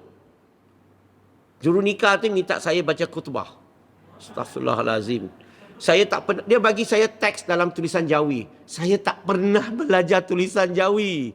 Kalau bagi kau Cina kau boleh baca lah. Bagi orang putih kau boleh baca. Bagi Melayu pun boleh baca. Tapi bagi kau Jawi macam mana? Lepas tu bila nak nikah ni, di negeri saya ni, negeri Melaka ni, bila nak nikah, kena baca tu ayat tu, sekali nafas tau. Baca. Kalau 2 kali nafas, tak sah. Saya tak tahu sini macam mana. Halo? Dan saya, lepas tu, itu berapa banyak kali tak sah. Saya fikir balik, kenapa lah Islam macam ni? Saya masuk Islam, 30 minit tak sah.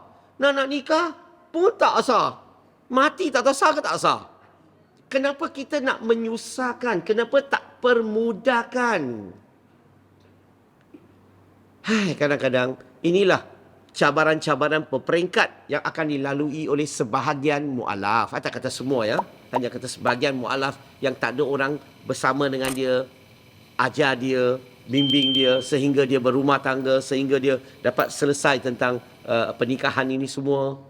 Sebab itulah saya memerlukan muslimin muslimat, kalau boleh anjurkan khusus latihan dakwah. Khusus latihan bimbingan mu'alaf. Supaya kita semua ada ilmu, boleh bantu Jabatan Agama, boleh bantu Jabatan Mufti, boleh bantu NGO lain untuk menjaga, mendidik mu'alaf. Akhir sekali, apa yang kita lakukan semua ini apa tu? Supaya kita dapat pahala. Kita dah mati pun dia dah amalkan Islam, dia belajar, dia baca Quran, kita dapat pahala tak? Dia ajak anak dia, kita dapat pahala tak? Kita sepatutnya duduk di dunia ini, cuba cari seberapa banyak pahala yang boleh. So, saya akhiri bagi diri saya. Bagi saya, walaupun saya melalui macam-macam cabaran, saya rasa ada hikmahnya. Supaya saya rajin belajar. Dan saya boleh bantu orang yang masuk Islam supaya tak perlulah melalui proses sedemikian macam saya. Dan saya amat bersyukurlah sebab bagi saya, sebaik-baik pemberian, sebaik-baik hadiah yang manusia boleh terima di muka bumi ini adalah hidayah. Dan tahniahlah kepada muslimin muslimat semua di sini, Allah telah beri hidayah kepada kita semua. Tahniah. Ini adalah hadiah yang terbaik di dunia ini. Tak ada lain lebih berharga banding dengan hidayah ini. Dan sebelum saya berhenti, orang di sini ada budaya tak tanya soalan? Ada? Okey, saya buka untuk sesi soal jawab. Silakan. Oh, laju. Haji dulu lah.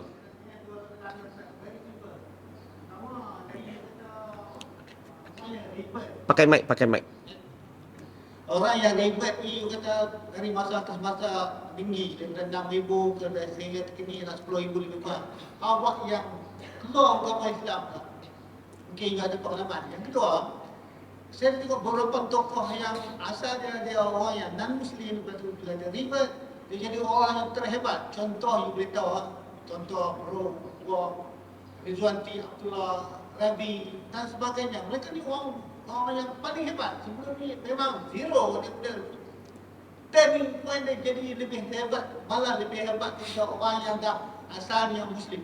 Dua soalan itu dia. Okey. Orang yang murtad tu, yang masuk Islam tu, nak keluar Islam tu, macam mana?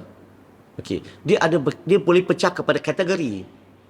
Kan ingat lagi saya sebut tadi, ada sebahagian masuk Islam sebab nak kahwin. Kita cepat-cepat bawa dia daftar masuk Islam, cepat-cepat nikahkan dia, dan lepas tu kita lepaskan dia.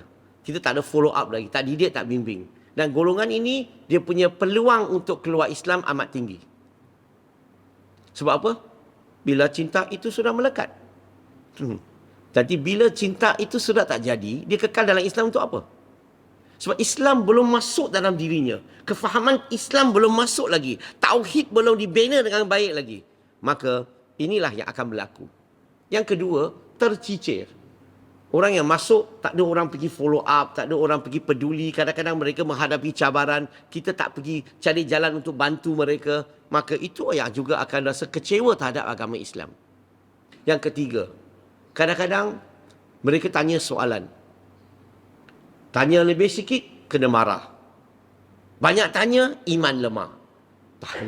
Dia nak tanya, dia nak tahu. Dia bukan sengaja nak mempersoalkan agama Islam. Dia nak faham. Tapi kita pula marah. So kadang-kadang dia tanya soalan, banyak soalan tanya tak ada jawab, dia simpan bawah kapet ni.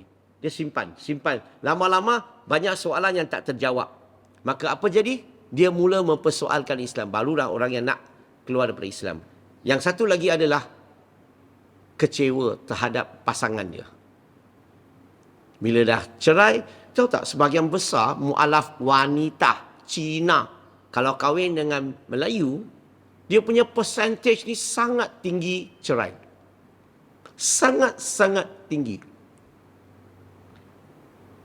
Sebab kita tak belajar untuk mengenali budaya satu sama lain. Dia cultural shock. Wanita Cina dia tak macam wanita Melayu. Wanita Cina ni dia lebih kepada career minded. Dia lebih aktif dalam kerja, cari rezeki. Dia akan pergi buat kerja ni, akan pergi jumpa orang. Dia aktif. Wanita Melayu tidak. Dia dah nikah, oh saya duduk rumah jaga suami, jaga anak. Cina tak boleh. Dia budaya berbeza. Oh sebelum kahwin semua okey. Selepas kahwin, oh tak boleh. Ini tak boleh, halang. Maka dia mulalah jadi masalah. Tapi poin saya adalah murtad di Malaysia ni sangat minimum. Sangat-sangat minimum.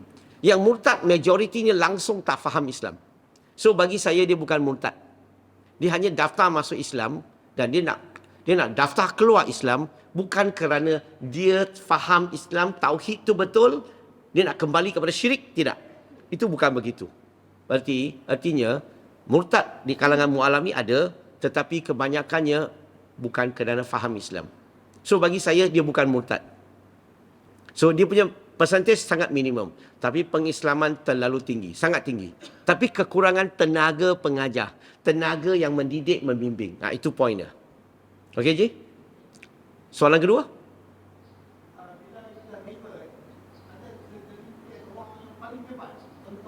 Oh, dia macam ni.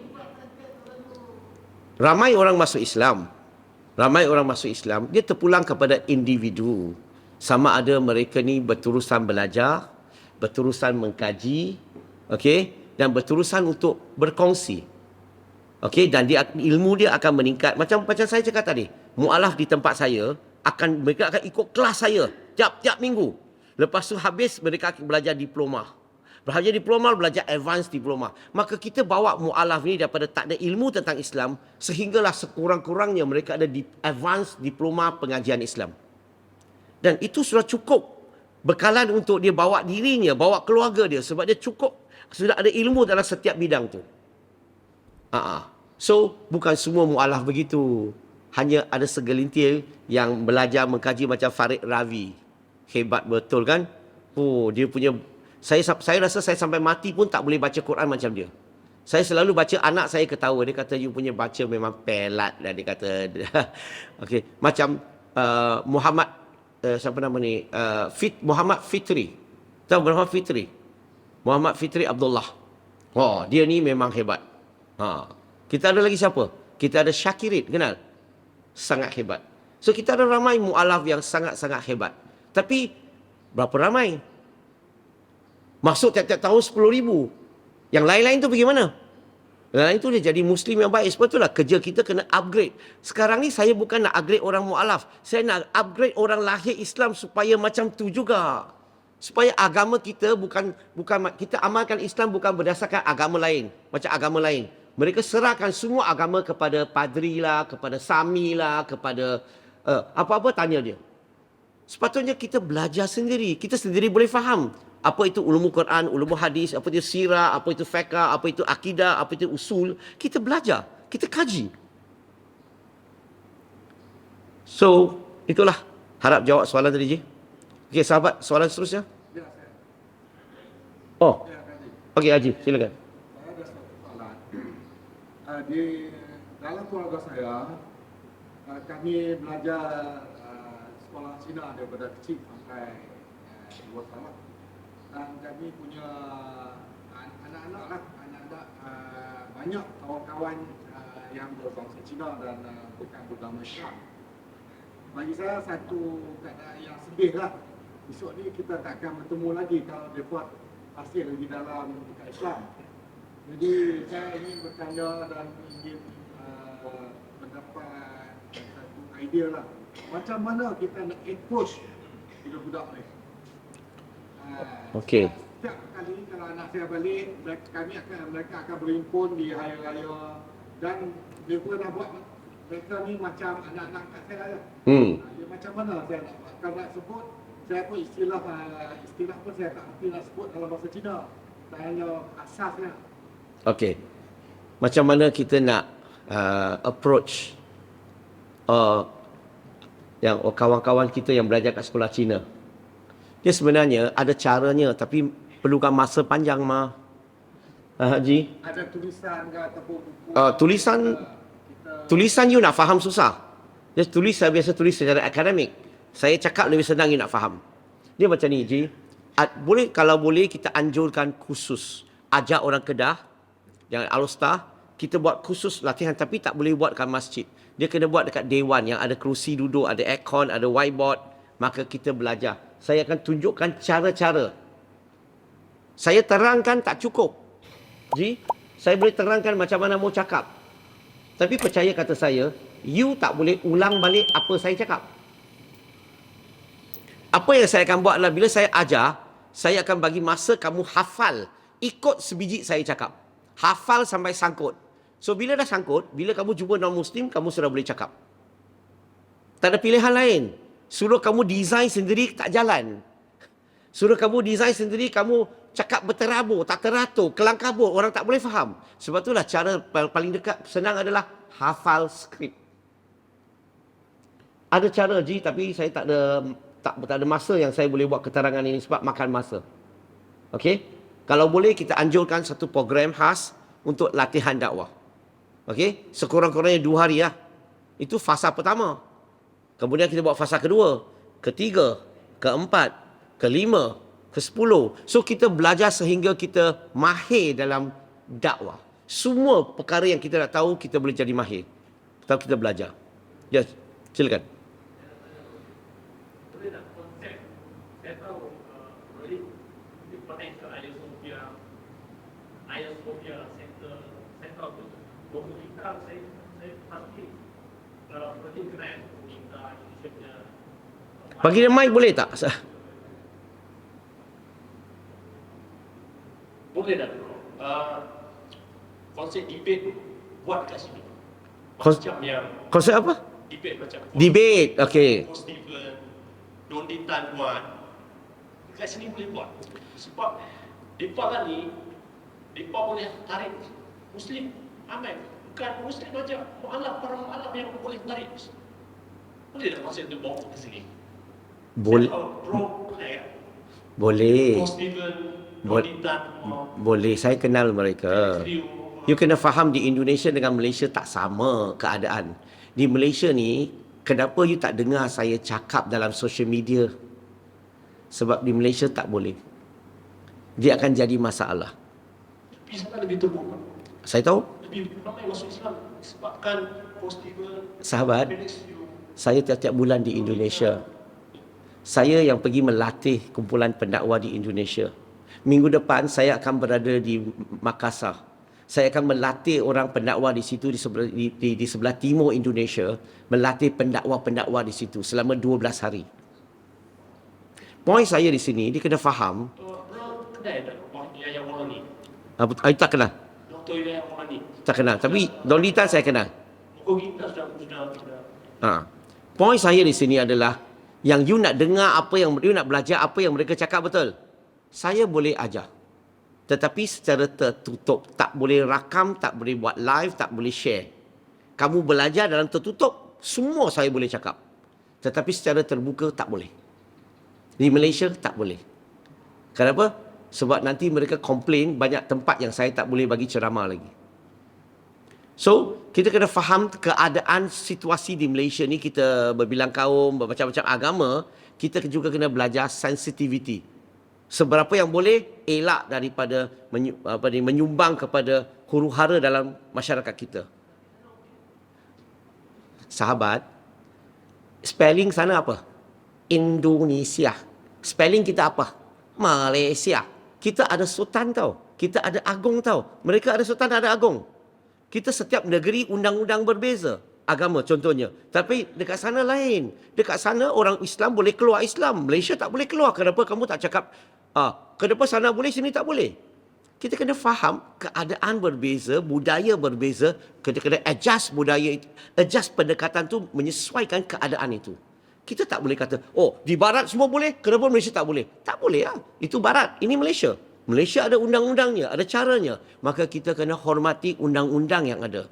Kita jalan mengikut undang-undang, tetapi kita, kalau you nak tahu perkara itu, datang kelas saya. Secara tertutup, saya ajar kamu semua. Dan saya ajar apa yang mereka tak cakap. Okey? Sebab setiap kali bila saya bagi ceramah, jarang-jarang saya cakap ceramah tu mengikut kepakaran saya. Sebab perbandingan agama. Dan di Malaysia ni susah nak cakap. Sebab kena berlapik, kena jaga hati, kena macam ni, macam tu. So, itulah kita kena terima realitinya. Keadaan Malaysia begitu. Kalau tidak, nanti akan jadi banyak masalah. Wallahu alam bro. Saya faham keadaan apa yang dicakap, tetapi lain negara, lain caranya. Ini dipanggil uruf. Kita kena, macam contoh, you pakai kain apa? Kain pelikat. Di Malaysia, you pakai, you cuba pergi Nigeria. Di Mina, Nigeria, kalau kamu pakai begitu, kamu kena halau balik. Sebab itu pakaian untuk wanita saja, ada budaya sana. So, you tak bolehlah kata, kenapa sini boleh, kenapa sama tak boleh. Tak boleh, undang-undang negara dia berbeza. Uruf berbeza. Maka kita kena hormat. Wallahu alam. Ada lagi soalan? Okey, silakan. Soalan terakhir kah? Dah lewat ni, orang nak isyak ni. Besok nak kerja. Esok cuti ya? Okey. Assalamualaikum warahmatullahi wabarakatuh. Waalaikumsalam warahmatullahi wabarakatuh. Tentang pengalaman Rulina dan dulu susah kan. Saya percaya time tu yang macam-macam halangan tu tinggal mungkin 20 tahun lepas kan. Jadi apa boleh tengok perbezaan sekarang dengan media sosial semua, perbezaan orang masuk Islam sekarang dan orang Islam masuk dulu, adakah ada makin ada kefahaman yang lebih baik lah. Tak adalah sampai 30 minit kena berbetul bacaan dan sebagainya. Okey. Tapi Alhamdulillah lah, sebab saya dah ceramah 27 tahun. Mereka dah dengar lah ceramah tu. So banyaklah berubah pendekatan. Banyak negeri, jabatan agama yang begitu baik sekali dakwah mereka, begitu permudahkan. Ada satu negeri yang sehingga 24 jam kalau ada orang nak masuk Islam pun, ustaz tu akan pergi. Hebat tak? Dulu-dulu nak masuk Islam, office hour, weekdays. Kalau orang nak masuk Islam ni weekend macam mana? Tak dapat masuk lah. Tak ada. Sekarang kebanyakan jabatan agama, mereka kerjasama dengan NGO, sama-sama kita gerakkan kerjasama untuk follow up, untuk mengislamkan, untuk permudahkan. So sekarang ni Alhamdulillah, kebanyakan cabaran yang saya hadapi tu sudah kurang, seolah-olah tak dengar lagi. So itu dulu. Tetapi cabaran baru mereka hadapi berbeza. Cabaran baru adalah kita publikkan. Kita tunjukkan gambar pengislaman mereka dan sebagainya. Itu dulu zaman saya tak ada. Social media tak ada sangat. Sekarang ni ada. So keadaan berubah, cabaran dia berubah. So kita kena bagi pandangan baru, idea baru untuk mengelakkan perkara ini. Okey sahabat? Wallahu alam. Okey. Okey, nanti dulu saya nak tanya berapa soalan saya boleh ambil. Saya tak kisah, saya kesian tua-tua ni. Ya, silakan. Waalaikumsalam warahmatullahi wabarakatuh. Sepanjang saya dengar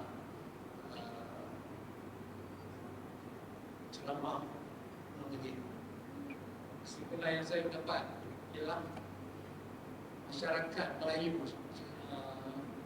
secara am mengamalkan Islam sebagai satu proses beribadah sahaja, tidak mengajar, tidak berdakwah. Dakwah bagi masyarakat Melayu ini sangat luas. Dia pentingkan apa yang dia akan dapat. Dia untuk diri dia sendiri, very selfish, dengan harapannya dia nak dapat pahala banyak, nak masuk syurga. Orang lain dia tak pergi. Itu yang kita tengok lah apa yang berlaku. Dia datang beribadah, dia baca Quran, dia berwirid dan sebagainya, mengabdikan diri, beribadah sepanjang masa. Tetapi proses untuk mengajak, memujuk dan membimbing rakan-rakan kita tak ada. Dakwah tak ada. Berbanding dengan agama-agama yang lain, mereka ada missionary. Mereka contohnya macam Kristian yang masuk ke kampung-kampung asli, mereka berdakwah. Tapi masyarakat Islam di Malaysia ni kalau tak ada, kalau ada pun sedikit sangat, dan hanya menggunakan agensi-agensi kerajaan yang mereka tolongkan gaji. Kalau tak, kalau sukarela dia tak apa. Dia berkata untuk agama kamu dapat duit. Itu bukan dakwah tu, itu apa, untuk menyara diri dan sebagainya lah. Jadi maksud saya di sini ialah Soalannya. Apa pandangan Brother Lim tentang keadaan masyarakat Islam sekarang ini yang lebih kepada beribadah untuk menuju ke malam yang lagi satu, berbanding dengan keperluan yang Brother sebut tadi, bahawa kita perlu ada usaha untuk mengimarahkan agama, untuk mengajar supaya lebih ramai lagi orang Faham? Terima kasih. Saya setuju dan tak setuju. Setuju, saya tak nafikan. Saya tak nafikan ada sebahagian orang Islam, okey, kadang-kadang kita tak boleh salahkan Melayu. Sebab Islam di Malaysia ni bukan disebarkan melalui dakwah. Dia lebih kepada dulu-dulu kan kita tengok asalnya kalau sultan masuk Islam, rakyat masuk Islam, maka Islam diamalkan satu agama turun-temurun, keturunan. Dan Islam tidak sehinggalah orang-orang Islam mula belajar Islam akademik, mula memahami dakwah tu penting, barulah dakwah tu mula bergerak di Malaysia. Nak kata orang Melayu tak berdakwah, tak betul. Ada sebahagian tak, saya setuju. Yang tak betul tu adalah kenapa? Sebab dakwah ni tak semesti mau cakap. Tengok contohnya muslimin muslimat di sini. Kamu semua ni orang Islam yang baik. Kamu mempunyai akhlak yang baik. Akhlak kamu telah menyampaikan dakwah kepada golongan bukan Islam. Kadang-kadang, betul? Sebab dengan akhlak yang baik, orang nampak Islam melalui kita. Kita juga ada ramai sebenarnya orang Melayu, sebenarnya mereka terlibat dalam secara indirect. Apa maksud indirect? Sebab orang Malaysia, orang Melayu ni paling kuat infak. Kadang-kadang dia bagi RM1, RM2 untuk dakwah. Itu dakwah juga. Okey? Kadang-kadang kita bagi risalah. Edarkan risalah, itu dakwah juga. Ada terlibat. Hanya terlibat dalam sudut berdakwah, berdialog, berdebat. Itu kurang sikit. Sebab kebanyakan orang Islam di Malaysia, sebab mereka mahir dalam Quran, hadis, sirah. Mereka mahir dalam bidang tu. Maka apa yang mereka buat adalah mereka mengajar bidang itu biar orang yang belajar bidang dakwah, dia buat dakwah. Maka kita bantu satu sama lain. We complement one another. Bayangkan kalau kita tak ada ustaz mengajar dia mengaji, saya kena mengajar mengaji. Saya nak buat dakwah. Kalau saya mengajar mengaji, mengajar tentang tajwid, artinya dakwah saya akan tergugat, akan slow down. Sebab itulah kita dengan ustaz-ustaz semua, ustazah-ustazah semua, kita kerjasama aja. Ustaz jaga bidang ni, jaga bidang, saya jaga bidang ni. Macam itulah Islam. So actually, kita sebenarnya secara tak sengaja, kita bergerak sebagai satu jemaah. Sama-sama. You tolong I tolong you. Sebab saya tak boleh mengaji. Saya mengaji memang pelat. Tak bagus. Tapi you boleh mengaji dengan elok. Maka macam itulah. So, tapi memang saya setuju sebahagian tu memang lebih kepada ibadah. Tak salah kadang-kadang. Sebab kadang-kadang kesedaran dakwah tu tak ada. Saya nak salahkan mereka pun tak patut. So kita kena bagi kesedaran satu. Lepas tu kita kena ajar dia cara, tunjuk dia cara, bimbing dia sehingga dia boleh buat. Nah, itu semuanya makan masa. So satu cadangan yang bagus. Satu lagi adalah Haji sebut tadi tentang agama jiran kita. Dia ada banyak missionary school. Betul? Tahu missionary school tak? Satu sekolah yang melahirkan pendakwah, missionary, berhujah, berdialog, menyampaikan. Mereka ada banyak sekolah begitu. Kita ada tak Malaysia? Kita ada pondok, kita ada tafiz, kita ada surau masjid, kita ada jabatan agama, kita ada institute, college, university. Tapi kita tak ada missionary school. Malaysia. Alhamdulillah, 2 tahun yang lalu, saya telah tubuhkan satu missionary school. Yang pertama di Malaysia. Namanya dipanggil Dakwah Academy International. Pergi Wangsa Maju, Kuala Lumpur, ziarah kami. Kami ada bangunan 3 tingkat khas untuk latihan. Kami memang fokus melatih pendakwah Malaysia, pendakwah Southeast Asia. Sekarang ni kita melatih pendakwah di seluruh dunia.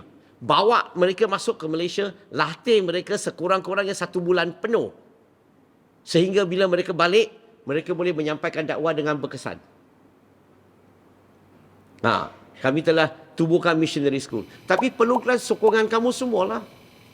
Ada orang yang potensi, hantar bagi kami. Contact kami, interview. Kalau dia sesuai, kami akan ambil dia untuk bagi latihan. Supaya dia balik sini, dia boleh gerakkan kerja dakwah. Betul? Wallahu alam. Ada lagi soalan? Nampak muka semua sudah mau balik mah. Saya nak tanya satu soalan. Okey. Sebab Rolim ada cakap tentang the beauty. So saya nak tanya Rolim, apakah beauty of Islam dari sudut dan kacamata Rolim yang boleh tertarik? Sebab saya macam Rolim cakap dulu 103 yang kat tu Hindu. Saya biasa berhadapan bila pegawai bank tanya saya, enon zakat. Zakat tu apa? Saya pun tak tahu nak jawab macam mana. Itu zakat lah. Itu apa zakat lah? Saya tak faham. Jadi saya biasa berhadapan dengan yang tak faham tentang agama Islam. Cuma saya nak tahu dari sudut kacamata Rolim, the beauty of Islam yang menyebabkan Rolim tertarik. Berapa minit ada? Terpulang. Okey, saya bagi beberapa. Nak dengar ke? Okey. Letak kitab-kitab dunia kat meja. Kitab-kitab dunia, Quran. Saya tak mau sebut nama-nama lah. Okey, kitab utama dunia kita letak kat meja. Kamu nak tahu mana satu kitab daripada pencipta, mana satu kitab benar, dia perlu memenuhi syarat-syarat ini.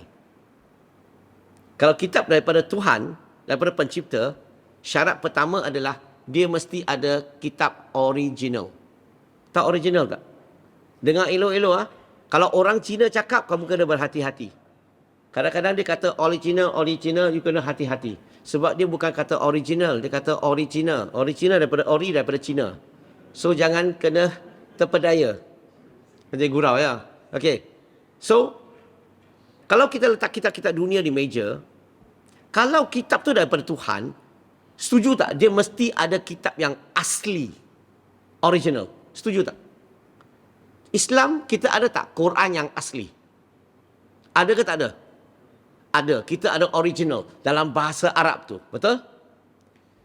Kitab agama A Ada tak original? Saya tak boleh sebut nama lah live lah. Tak ada original. B, langsung tak ada original. C pun tak ada original. 1-0. Yang kedua, kitab asli itu bahasa dia mesti hidup. Majoriti kita agama dunia, bahasa asal kitab, bahasa kitab tu yang asli tu, bahasa tu sama ada sudah mati, ada yang dah mati, ada yang dalam perjalanan nak mati. Kalau buat kelas nanti tertutup saya tunjukkanlah, tapi tak boleh buat cakap secara live. Artinya syarat kedua, Quran, bahasa Quran hidup tak? Orang cakap tak? Belajar tak? Tulis tak? Hafal tak? Debat tak? Satu dunia orang cakap. Tapi kita agama lain dia punya bahasa, majoriti penganutnya di dunia tak tahu bahasa itu. Kalau saya boleh tunjukkan yang asli punya kitab pun tak ada guna lah. Lu tak boleh baca, you tak boleh faham sebab bahasa tu tak cakap, tak belajar, tak tulis. Dua syarat. Quran dah memenuhi dah dua syarat. Kita agama lain, sorry. Yang ketiga, kitab Quran dikarang zaman pengasas dia hidup. Nabi Muhammad sallallahu alaihi wasallam. Kita agama lain, kamu tak ada sumber pun. Semasa dia pengasas tu hidup, tak ditulis. Ada 500 tahun kemudian baru tulis ajaran dia. You boleh ingat lah 500 tahun dulu dia cakap apa? Maksud saya, Quran ditulis semasa hidup, zaman Nabi hidup. Dan dihafal dan ditulis. Yang keempat, Al-Quran, ajaran dia relevan. Sesuai zaman Nabi Muhammad SAW, sesuai zaman kita, akan sesuai sampai hari kiamat. Saya selalu wakil Islam untuk berdialog dengan agama lain. Tapi bila cakap tentang kitab, mereka tak bisa tunjukkan kitabnya mengajar ini, kitabnya mengajar itu. Mereka hanya boleh kata, agama saya, kami percaya. Agama kami percaya. You percaya lain cerita. Ada diajar tak dalam kitab? Saya akan sebut surah berapa, ayat berapa, hadis apa dan sebagainya akan sebut jelas. Yang kelima, ni ringkasannya. Yang kelima, kitab diturunkan, tujuannya adalah untuk memberi panduan, bimbingan, kehidupan manusia. Dalam Islam, okey, isu muamalat diajar tak kita secara menyeluruh? Isu muamalat. Isu pergi tandas, sebelum keluar bersihkan. Isu pergi rumah bagi salam. Isu peperangan, apa undang-undangnya. Semua isu ni, secara muamalat ni Islam ajar kita secara menyeluruh. Tunjukkan saya agama lain mengajar muamalat secara menyeluruh. Dia tak ada. Dia sikit-sikit. Yang paling penting, terakhir sekali, akidah. Islam satu-satunya agama yang boleh terangkan, buktikan bezanya siapa Tuhan, siapa bukan Tuhan. Ilmu mengenali Tuhan, siapa bukan Tuhan, hanya Islam saja aja. Agama lain, sorry. Kenapa saya kata sorry? Tengok apa yang disembah sekarang. Mereka menyembah pencipta ke mereka menyembah ciptaan, manusia, patung berhala dan sebagainya? Mana satu? Mereka menyembah ciptaan. Kenapa? Sebab agama tidak ajar macam mana nak kenal Tuhan. Ini contoh, ini buat saya tertarik kepada Islam sebab Quran memenuhi semua syarat. Yang kedua, yang buat saya tertarik jelas adalah surah Al-Baqarah, surah kedua ayat 255. Saya ringkaskan ya, panjang hujannya. Majoriti orang yang beragama, okey, apa fokusnya bila kita beragama? Apa fokus orang yang beragama? Mereka nak sembah Tuhan. Mereka nak buat baik. Mereka nak berjaya di dunia dan di akhirat. Betul? Okey. Tapi you tanya dia, semua perkara di dunia ni Tuhan ke? Dia kata tidak. Hanya yang dia sembah tu Tuhan, yang lain tu bukan Tuhan. Oh. So macam Islam lah. Kita percaya Tuhan tu adalah pencipta. Yang selainnya adalah ciptaan. Dia bukan Tuhan. Sama tak? Sama kan? Okey, maka pencipta, ciptaan. Now, dia setuju Tuhan dan bukan Tuhan, pencipta, ciptaan. Dan tanya dia, kamu tahu tak macam mana nak bezakan siapa Tuhan, siapa bukan Tuhan? Tanya dia, penting tak untuk tahu siapa Tuhan, siapa bukan Tuhan? Kalau kamu tak tahu bezakan, ada kemungkinan tak kamu nak sembah Tuhan, akhirnya kamu sembah ciptaan. So, Islam ni, sebelum kita abdikan diri kepada Tuhan, sebelum kita buat baik, kita kena kenal Tuhan dulu. Maka pencipta ciptaan. Kalau saya letak perkataan kekal, siapa kekal? Pencipta kekal ke ciptaan kekal? Pencipta kekal. Ciptaan kekal tak? Tak kekal. Nah, kamu sudah boleh bezakan ciri pertama. Boleh bagi contoh tak apa yang tak kekal? Manusia, haiwan, binatang, tumbuh-tumbuhan, segala-gala yang ada nyawa dalam alam ini tak ada satu kekal. Nah, kamu boleh bezakan ciri pertama. Yang kedua, permulaan pengakhiran. Pencipta ada permulaan pengakhiran tak? Tidak, tak ada. Dia ni kekal. Ciptaan ada permulaan pengakhiran tak? Semua lahir pasti mati. Saya terpaksa pendekkan. Ketiga, masa, ruang dan jisim. Pencipta terikat tak kepada masa, ruang dan jisim? Dia jatuh dalam masa, ruang dan jisim tak? Tak ada. Pencipta tak ada masa, tak ada ruang, tak ada jisim. Ciptaan? Semua terikat kepada masa, ruang dan jisim. Betul? Sebab itulah tak ada satu manusia pun boleh ada ilmu esok. Kenapa? Sebab kita terikat kepada masa. Yang keempat, bergantung. Pencipta bergantung tak kepada matahari, udara, makan, minum? Tak. Ciptaan? Bergantung. Last, rehat dan tidur. Pencipta perlu rehat tidur? Tak perlu, ciptaan perlu kan? Now, bila kamu interview semua ni manusia, kalau fitrah dia tidak dicemari, dia akan bagi jawapan yang tepat. Dia punya fitrah boleh kenal pencipta mesti kekal, tiada permulaan pengakhiran, tidak terikat kepada masa, ruang dan jisim, tidak bergantung, tidak rehat dan tidur. Maka ciptaannya sebaliknya. Dia tahu. Sekarang ni, tanya dia satu soalan. Kamu dah tahu ciri-ciri Tuhan. Sekarang ni dalam pasaran kita ada macam-macam Tuhan. Boleh tak bagi saya satu nama? Satu Tuhan yang orang bukan Islam sembah, yang ada 5 ciri-ciri ini. Bagi saya satu nama. Apa jawapan bisa kita dapat? Dia akan kata tak ada. No. Dia tengok Tuhan-Tuhan yang orang sembah semua ni, tak ada satu pun mempunyai 5 ciri-ciri ini. Setuju tak? Tak jawab maksudnya tak setuju. Setuju ke tak setuju? Ini cara paksa orang jawab. Dan dalam Islam, tadi saya sebut surah Baqarah tadi. Surah Baqarah ayat 255. Ayat ini adalah ayat yang ajar kita macam mana nak bezakan siapa pencipta, siapa ciptaan. Siapa Tuhan, siapa bukan Tuhan. Ayat ini adalah kayu ukur untuk kenal siapa Tuhan, siapa bukan Tuhan. Contoh, pencipta ciptaan. Letak nama Muhammad SAW di atas. Nabi Muhammad SAW kekal ke tak kekal? Jawab, tak kekal. Maka dia adalah ciptaan. Dia ada permulaan pengakhiran tak? Maka dia adalah ciptaan. Dia terikat tak kepada masa, ruang dan jisim? Ciptaan. Dia bergantung tak? Ciptaan. Dia rehat dan tidur tak? Ciptaan. Maka Nabi Muhammad SAW kita boleh jelas, clear, dia tak ada ciri-ciri ketuhanan, dia adalah ciptaan Allah Subhanahu Wa Taala, makhluk, dia adalah manusia yang diangkat oleh Allah jadi Nabi, jadi Rasul. Setuju? Letak Siddhartha Gautama Buddha. Ada sebahagian sembah dia, ada sebahagian anggap dia sebagai guru. Sekarang ni kita nak tahu dia Tuhan ke dia bukan Tuhan, itu aja. Letak nama dia ke atas. Dia kekal ke tak kekal? Weh, dia wujud 2,500 tahun yang lalu, dia telah meninggal. Maka dia tak kekal, dia ciptaan. Dia ada permulaan pengakhiran tak? Ada, dia lahir, dia telah meninggal. Dia hidup di muka bumi ni sampai usia 80 tahun. Dia terikat kepada masa, dia adalah ciptaan. Dia hidup, dia ada satu mangkuk khas, dia pergi minta makanan, minuman. Dia makan minum, maka dia bergantung dan dia rehat dan tidur.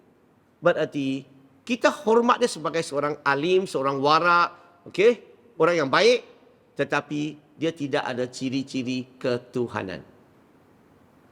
Kalau tak percaya, kita letak satu lagi nama. Saya tahu dalam otak kamu, sekarang fikir nama siapa. Kamu nak letak Jesus Christ. Betul kah? Saya tak payah bedah otak you, saya pun tahu. Dari sudut kita orang Islam, Nabi Isa AS adalah manusia. Betul? Yang diangkat oleh Allah jadi Nabi Rasul. Dia adalah ciptaan. Jelas. Dari sudut Kristian, mereka percaya dia Tuhan, anak Tuhan. Itu pun kita tak mau masuk campur. Itu hal kepercayaan mereka, tak campur. Yang kita nak cerita adalah tentang kehidupan dia dalam Bible. Dalam kitab dia. yang merekodkan tentang dirinya dalam kitab. Mari kita tengok dalam kitabnya, dia ada ciri-ciri ketuhanan tak? Mengikut kitab tu, dia ni kekal ke tak kekal? Letak nama dia kat atas, dia kekal tak kekal? Mengikut kitabnya, saya tak mau sebutlah surah berapa, ayat berapa. Nah, kitab dia sebut dia mati di kayu salib. Maka dia tak kekal. Dia adalah ciptaan. Dia ada permulaan tak? Ada. Dia dilahir di Bethlehem. Sebab itulah mereka menyambut Christmas, kelahiran Nabi Isa alaihissalam. Maka dia adalah ciptaan. Dia ada permulaan. Dia terikat tak kepada masa? Dia terikat. Dia hidup di muka bumi ini sampai usia 33 tahun. Ciptaan. Semasa dia hidup, dia makan minum tak? Makan minum. Dia rehat tidur tak? Yes. Dia adalah ciptaan. Maka kita setuju, dari sudut Islam dia seorang Nabi, seorang Rasul. Dari sudut setuju lagi kita setuju, dia melakukan mukjizat dengan izin Allah. Tetapi dia tidak ada ciri-ciri ketuhanan. Maka dia adalah ciptaan. Kalau kita letak seluruh alam ini, apa-apa dalam alam ini, semua akan masuk dalam kategori ciptaan. Soalan terakhir, kamu nak sembah pencipta ke ciptaan? Kamu nak sembah ciptaan tak? Tak mau. Ciptaan ni seluruh alam inilah, tak mau kan? Dalam bahasa Arab cakap apa? Bila kamu menolak seluruh alam ini, la ilaha, melainkan Allah Subhanahu wa ta'ala, illallah. Itu maksudnya. So Brother Lim bila faham ayat ini, selesailah segala permasalahan yang saya ada. Sebelum ini saya tengok, Cina punya Tuhan rupa Cina, India punya Tuhan rupa India, Masalih punya Tuhan rupa macam-macam. Setiap bangsa ada dia punya Tuhan. Sama ada banyak Tuhan, ataupun tak ada Tuhan, ataupun ada satu saja. Maka bila saya baca ayat ini, baru saya tahu hanya Allah Subhanahu wa ta'ala mempunyai ciri-ciri ketuhanan. Maka dia adalah pencipta. Yang selainnya adalah ciptaan yang telah diangkat oleh manusia jadi Tuhan. Bagi saya, kalau nak jadi Tuhan, mesti mau ada ciri-ciri ketuhanan. So yang buat Brother Lim, what are the beauty of Islam which attracted me is because of this verse. Okay? Because of this verse teach me how to differentiate who is God, who is not God. So itulah yang buat saya terima masuk Islam. Okey, saya rasa cukuplah, masa saya tak nak panjangkan lagi. Tadi saya ada sebut tentang missionary school, ingat lagi tak kami tuburkan? Kami telah bayar bangunan tu 60% settle. Masih lagi ada 20%. Bagi sesiapa di sini nak infak, nak bantu untuk bangunan itu, masih lagi kami memerlukan 400 lot lagi. 400 lot, satu lot RM2,000. Bagi mereka yang nak melabur saham akhirat, ambil peluang ini, niat untuk keluarga kamu, atau bagi mereka yang nak bayar zakat, juga boleh bantu bayar bangunan ini. Okay? Bagi mereka yang nak menyumbang RM1 sehari, boleh ambil brosur ini, kamu boleh fill up, dan dia akan buat auto debit. Setiap bulan RM30. Ambil peluang ini. Sebab kami memang melatih begitu banyak pendakwah. Okey, betul. Sehingga mereka begitu banyak negara yang bergerak dakwah yang berjalan begitu baik sekali, dan saya nak kita sama-sama berkongsi pahala. Ambillah. Okey. Bagi mereka yang ingin nak menyumbang, ada tabung di luar kalau siapa yang minat. Dan last kali, dapatkan buku. Boleh nak tengok buku tulisan, ada yang tulisan saya, terutamanya buku ni 40 akhlak Nabi yang terbaik. Kita dapat contohi akhlak Nabi, kita boleh menyampaikan dakwah. Kalau non-Muslim dapat baca, dapat tahu tentang akhlak Nabi, mereka akan tertarik. Hubungan dengan non-Muslim, satu lagi ini penting.